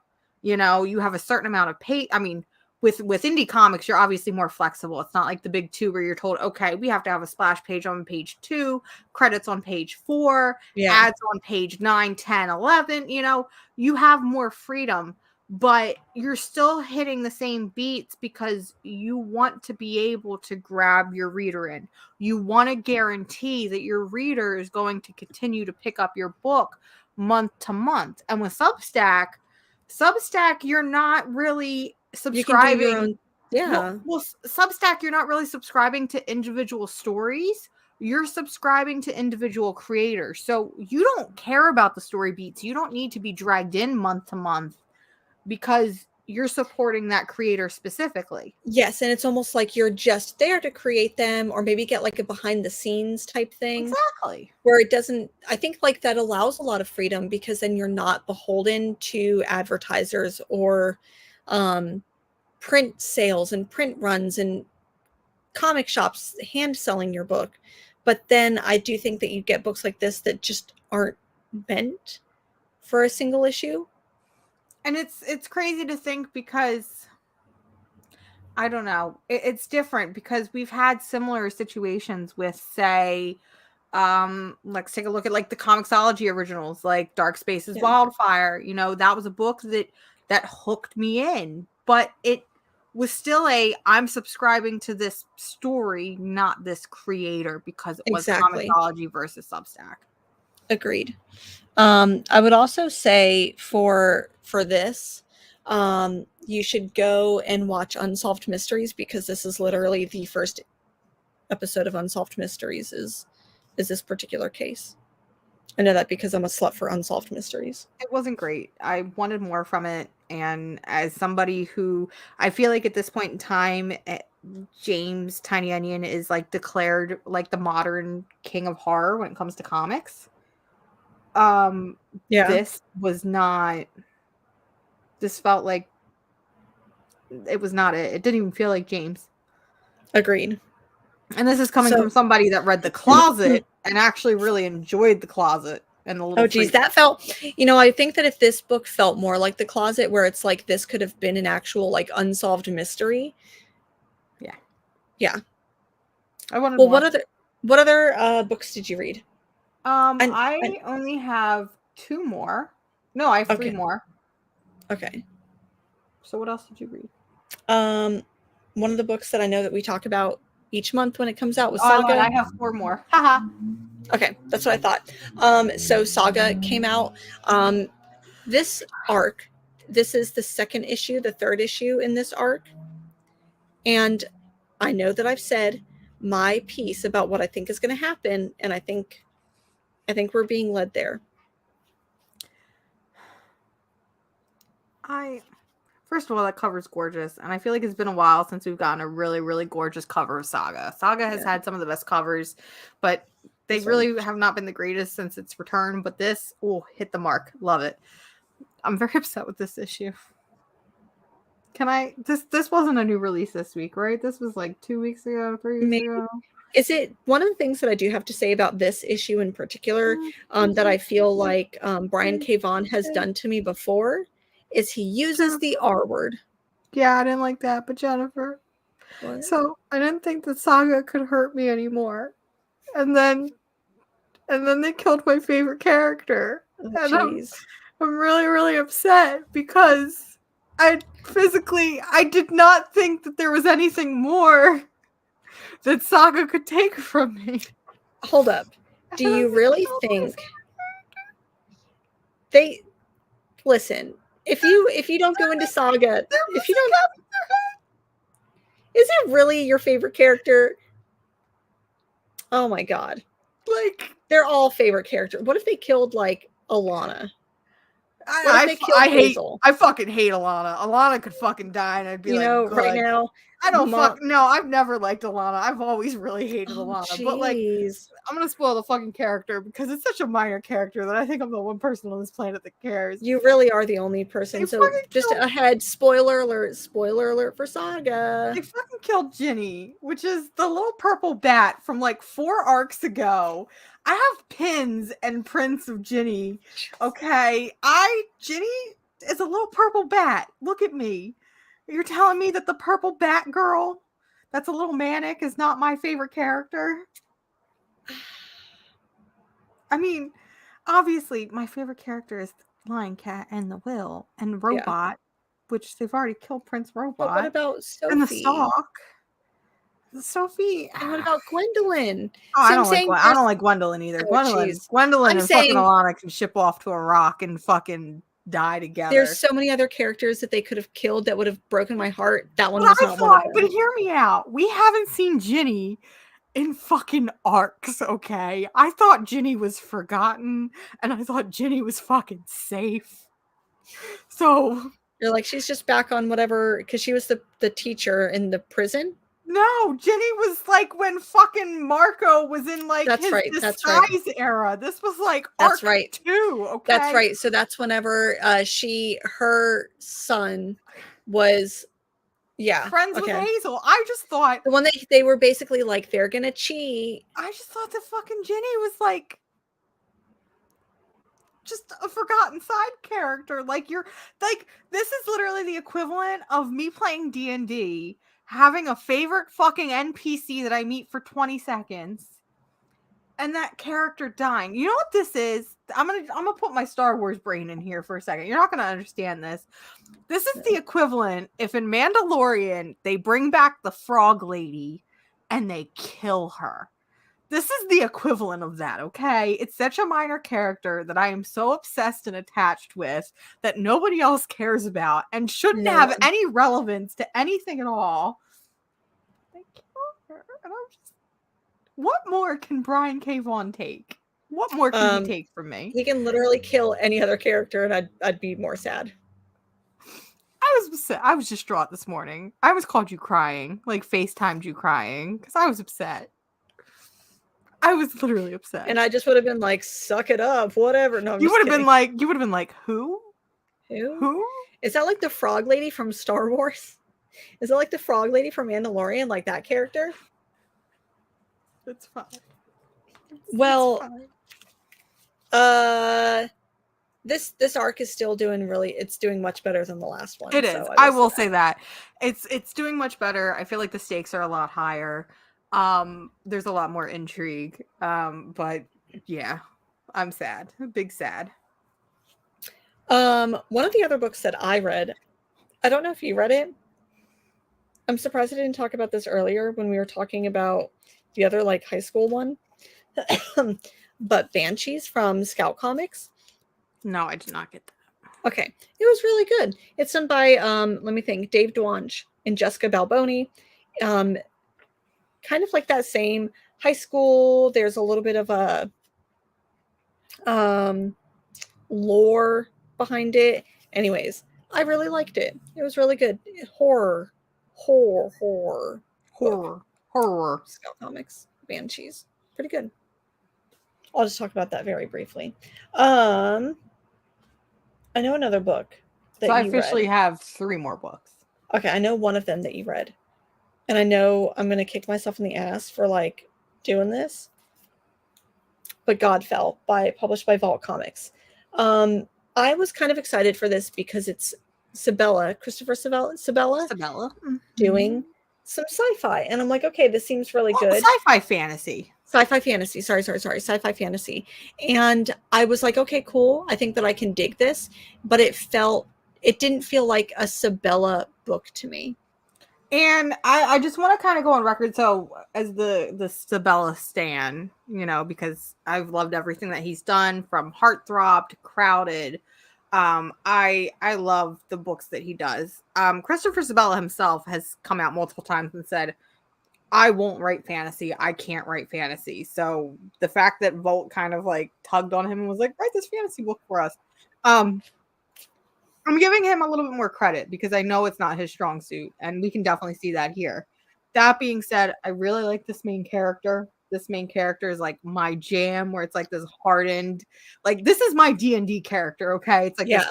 hardened, like war veteran who is giving off very fucking big gay vibes. Oh, there are some gay moments that I'm like, well, did they kiss? I don't remember if they Or did kissed, they embrace? but there's gay vibes, and like the world building might not be the greatest, but I love the premise of like there are these big ass gods that have fallen and the cities are built around the gods. Like it's definitely better than other Volt books like She Said Destroy, which was just a complete mess. There was no destroying at all in that At book. least this book feels cohesive. I personally think it's also really great to look at. I love the artwork. Again, the character designs I think are fabulous. It has some of that witty writing that Sabella is known for, which, you know, you're not going to be a 10 out of 10 every time. And I definitely think it was better than other books that I read this week. True. I'll give it that. Maybe I need to go back and reread it because it does feel like there was a lot of lore about this that I just missed. And I think that I just really wanted these. Very heavy book for a Sabella book. It is. And I really wanted these two characters to like kiss. It's the first issue. It's the first issue. They should kiss in the first. They can kiss in the first issue. They didn't kiss and crowd it until like issue like 9, my dude. Let them kiss. Sabella will let them kiss. Sabella always lets them kiss. It just takes a while, okay? Okay. Give it some time. If they had kissed, I would have been like, this is my favorite issue of the week. Another book that I read, because I've only got 2 more, was The Last Barbarians from Image. A lot of people are complaining. So this book has a very like, I'm trying to think of that like fantasy artist. Frank Frazetta. That one. Thanks. Literally the fantasy artist. I literally like on my Instagram, I literally post Frank Frazetta artwork every fucking day. You really do. I do. So it has a very Frank Frazetta-esque cover. And I feel like a lot of people were disappointed because they thought they were going to get this like this gritty like fantasy book, and it wasn't that, because as soon as you open the book, it's the artwork's kind of weird. That being said, this book gave me Red Sonja vibes mixed with Barbarian. How to play? Barbaric? Barbaric. Thank you. It gave me like Red Sonja, Barbaric, maybe a little bit of Rat Queens-esque vibes. Oh. It's essentially this character who has like a big brother who is kind of a dimwit, but like he gives off big himbo. He gives off big himbo energy, but we actually find out partway through the story that, you know, something made her brother dumb. Like a curse was put on him or something and killed the rest of her family. So like we kind of have that air of mystery, but essentially it's her and her brother trying to take any jobs possible to make a living. And they get kicked out of all these guilds because they're either too rambunctious or they're bad at the job. And so the character like becomes desperate, and she ends up joining up with this other guild that's like, you're not supposed to talk to them. They're really bad. And it starts off on this like adventure so that way they can make a living. And I'm like, I kind of like this. Like it's definitely not the best thing in the world that I've ever read, but it's a good start. And that's The Last Barbarian. The Last Barbarian. And like I said, it gives me vibes of books that I've wanted to come back but won't read for obvious reasons. Mm-hmm. You know, so it tugged at those strings a little bit. And it's published by Image? It's published by Image. It's part of their Skyline imprint. So Shadowline imprint. So I think I might at least give issue 2 a chance and see where it takes it, because I do think that some of the dialogue, I mean, I think it's messy in some parts, but in terms of the dialogue and the way the characters interact, and then again, you have this mystery of like what happened to these characters' like, family. Yeah. Like, how did this happen? How are we going to resolve the conflict? You know, it's kind of interesting.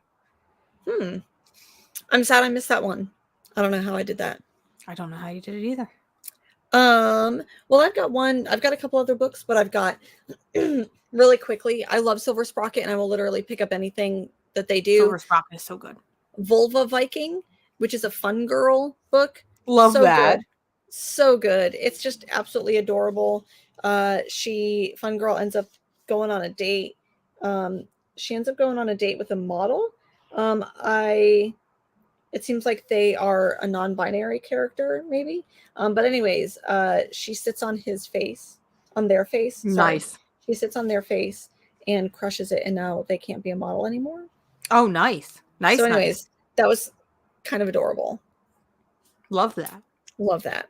I also read, this one's done by Sumerian, which used to be Behemoth, and that's how I became a shoplifter.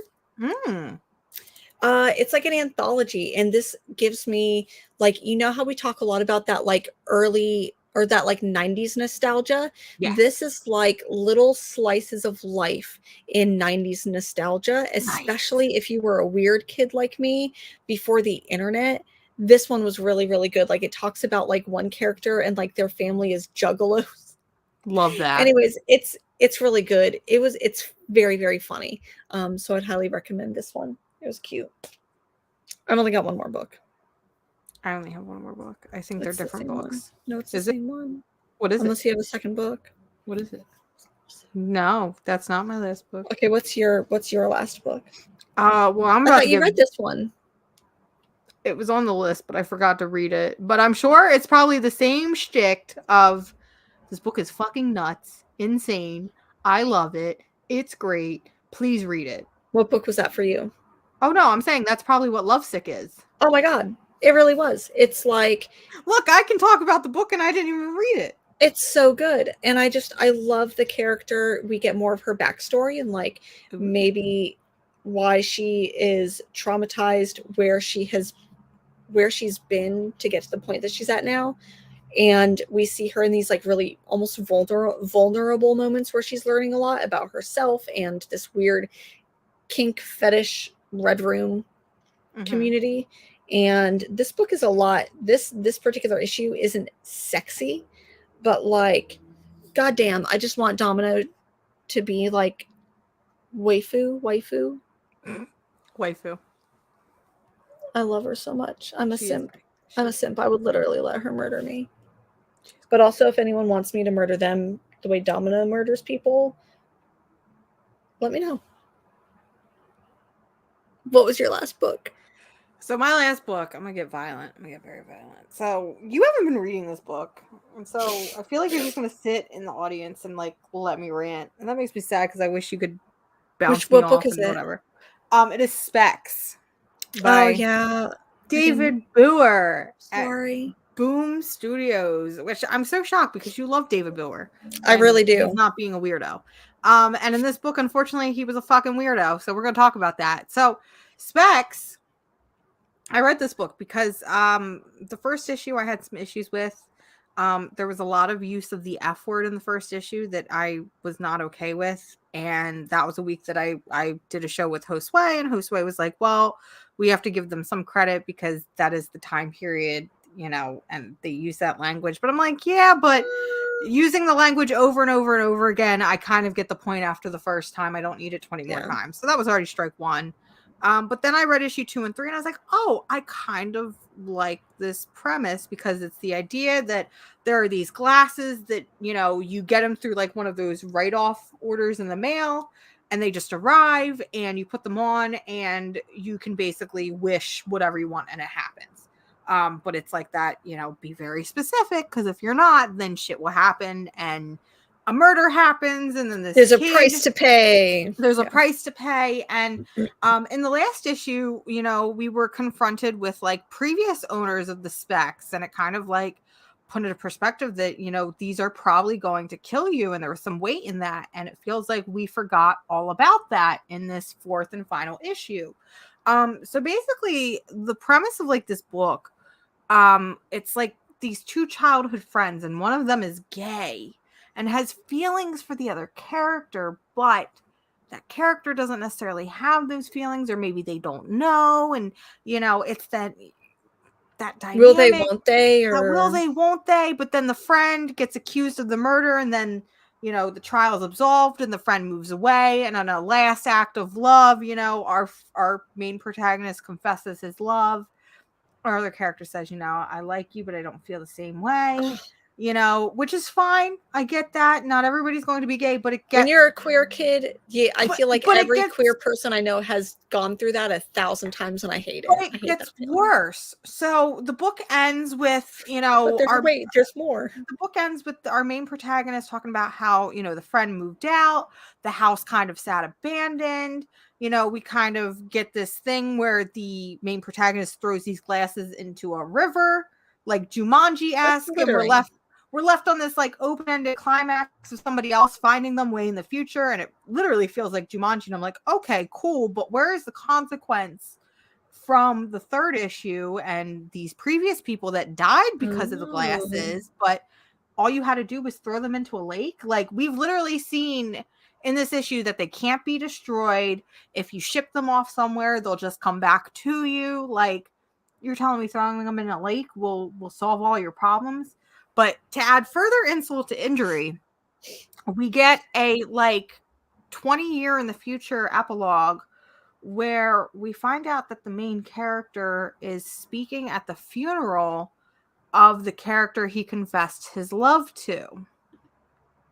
And it got me thinking, because he's talking about, yeah, I am happily married, but even now as I stand up giving a eulogy, I think about what could have been if he had returned my feelings. And I'm like thinking to myself that this is the second book that David Booher is on that revolves around queer trauma. And we gave David Booher a little bit of, we were still very, I feel like, harsh and critical, but we gave him credit because even though he wrote Rain, he was merely adapting Rain. He was adapting it, so he had rules that he had to go by. He had rules he had to go by. So while I didn't agree with it, and I still will not recommend Rain to this day, I'm like, okay, you didn't create the queer trauma, you're just adapting it. With Specs, the gloves are off. This is you 100%. This is strike number 2. And it bothers me because I feel like a lot of people are giving him well, you're queer too, so it's okay if you write queer trauma. That's not the case. Yeah. It reminds me a little bit of the way you're describing it reminds me of It and the newer ones where they make the gay, it's like, oh, yay, we get a queer character. That's awesome. But then they give us a queer character who's called the F word, has violence against them, ends up that's what happens throughout this whole book. The only difference is instead of lesbians, it's, a gay man. And I'm just really annoyed because why? I'm always here for inclusion, everything like that. But I also think about why did the gayness have to be a part of the story? Why couldn't it just be these evil glasses that, why can't straight people have some of the trauma for once? You know what? Yeah. It's just but I agree though. Why can't the straight people have it's just, and it makes me mad because it's such a cool concept. Yeah. You fucked it up. So David Booher, you know what? You can also meet me in the fucking Denny's parking lot and we can just have a casual conversation because listen, I'm going to give this man one more chance. If I see a third book with queer trauma, I won't read anything anymore. Let me ask you, did you finish Killer Queens? I did. Okay. And because that one was a very fun, lighthearted queers in space story, but it's I don't know. I'm frustrated and I'm upsetty spaghetti. Hearing you talk about it though, it still makes me want to read it. Is that fucked up? No, because I think you should read it so you can get frustrated like I am. Well, that's all the books that I have. Did you have anything else? The only other book that I have, and I didn't put it on the list because it was actually a chunky graphic novel that I read from the library, but it actually came out recently. And that was it's called Scurry. And it's from Image Comics. So Scurry apparently is a webcomic, like a long ongoing webcomic turned graphic novel. And when I say this book is chunky, I'm talking like 350 pages of Ooh, chunk. Um, chunk. but Scurry follows this group of mice, and they're mice in the apocalypse. Oh, And we all know that I love when books are like, what is it? It's anthropomorphic. Is that the word I'm looking yeah, for? where like animals are like humanized. Animals are humanized. I'm not talking about like animals looking like humans and like being furries, but I'm talking like books like Animal Kingdom and Animosity, where Mm-hmm. they're animals that have human feelings, human emotions, and human motivations. So it's about this group of mice who, you know, are in like an abandoned suburb, and they are running out of food. So it's like, well, what do? You know, the cats are out lurking around. We've scavenged all the houses. Well, what if we go into the forest? Well, we don't know what's in the forest. We've never been in the forest. We're house mice. And it's 358 pages of just this really great dynamic storytelling and conflict, and we get all these really cool animals, and you know, the artwork is stunning, and I'm Scurry. invested. It's really great, and I want to say it's all ages because this book is like marketed to teenagers, but I really enjoyed this book because it was just, you know, dealing with the human emotions without being like violent. Like I didn't see characters forcing each other to have like, you know, there wasn't any like weird like sex shit, no like Yeah. forcible violence. Like there definitely was some violence, but nothing that's like dark for the sake of being dark I'm and looking it gritty up for the right sake of being now. gritty. It's really good, and I really, really enjoyed it, and I think that you should read it. By Max Smith. Yes. Okay, so I think I've seen a lot of people post about this, and I haven't read it. It was very good. Okay, I'm literally going to pick this up when I go to the shop this upcoming Wednesday. That is on my list. It's a good book. It was Okay. very fun. I really enjoyed it. Oh. But that was it. That's all I've read. Dang, that's all we read, y'all. 2 hours worth of comics. The bitches who sat here for 2 hours talking about comic books and like the 30-40 books that they read. So many books. That's all. Well, what else? Anything you have coming up? Any fun plans? Anything that you're doing? No fun plans. Listen, I'm a boring bitch with a broken brain right now, okay? No fun for me. You are literally talking to a boring bitch with a broken back who's just like, I'm just going to sit in bed and read comics all day. True. I hope so. We got a lot of snow here in Portland, which I like, but it also means that like I'm like, do I go out and get groceries, things like that? And anyways, so it sounds like we may get more snow and more ice tonight. So I don't know. Like we literally got 11 inches of snow in one night. Okay. So it shut the whole city down for a couple days, which kind of sucked. That was Wednesday. And then it looks like we got a little bit last night, apparently, but it looks like we're going to get more tonight. So we'll see. So that's what I'm looking forward to, is being snowed in like The Shining. Ooh. Well, I hope everyone really quick, I do want to talk about this. If you are in Portland, at the end of March, there is a Frankenstein comic swap happening, which is really cool because I went to Fan Expo and there was like 3 vendors selling comic books, and it was not a great selection at all. So this like Frankenstein comic swap has like 50 plus vendors. Me and the Marvel by the Month crew are going to be there. So I'm really excited to hang out with them, really excited to look at some comics, and hopefully I'll be promoting and have some Casually Comics merch with me. So excited for that. That's going to be March 25th, I believe. So if you are on socials, follow me on Instagram and find it there, because I'll be talking about it. So hell yeah. Anything else you got? Nothing. Okay. I told you I'm boring. Okay. Well, folks, thank you so much for being here. I appreciate you tuning in. Hopefully we'll see you next Sunday. Like I said, as soon as we hit like end live. I know that there's going to be some like bullshit industry stuff that gets announced. So we'll be talking about whatever bullshit industry stuff gets announced next week. Otherwise, I love y'all. Stay safe. Read comics. Sign up for your local library. Go right now. Sign up for your local library and the Las Vegas library system. Yes. Right now. And then go to Barnes & Noble and get buy one, get one free Image books. Yep. And then go to your local comic book shop and buy everything else with all the rest of the money you have. Yep. Okay. Bye. Bye. Bye. Woo. This one.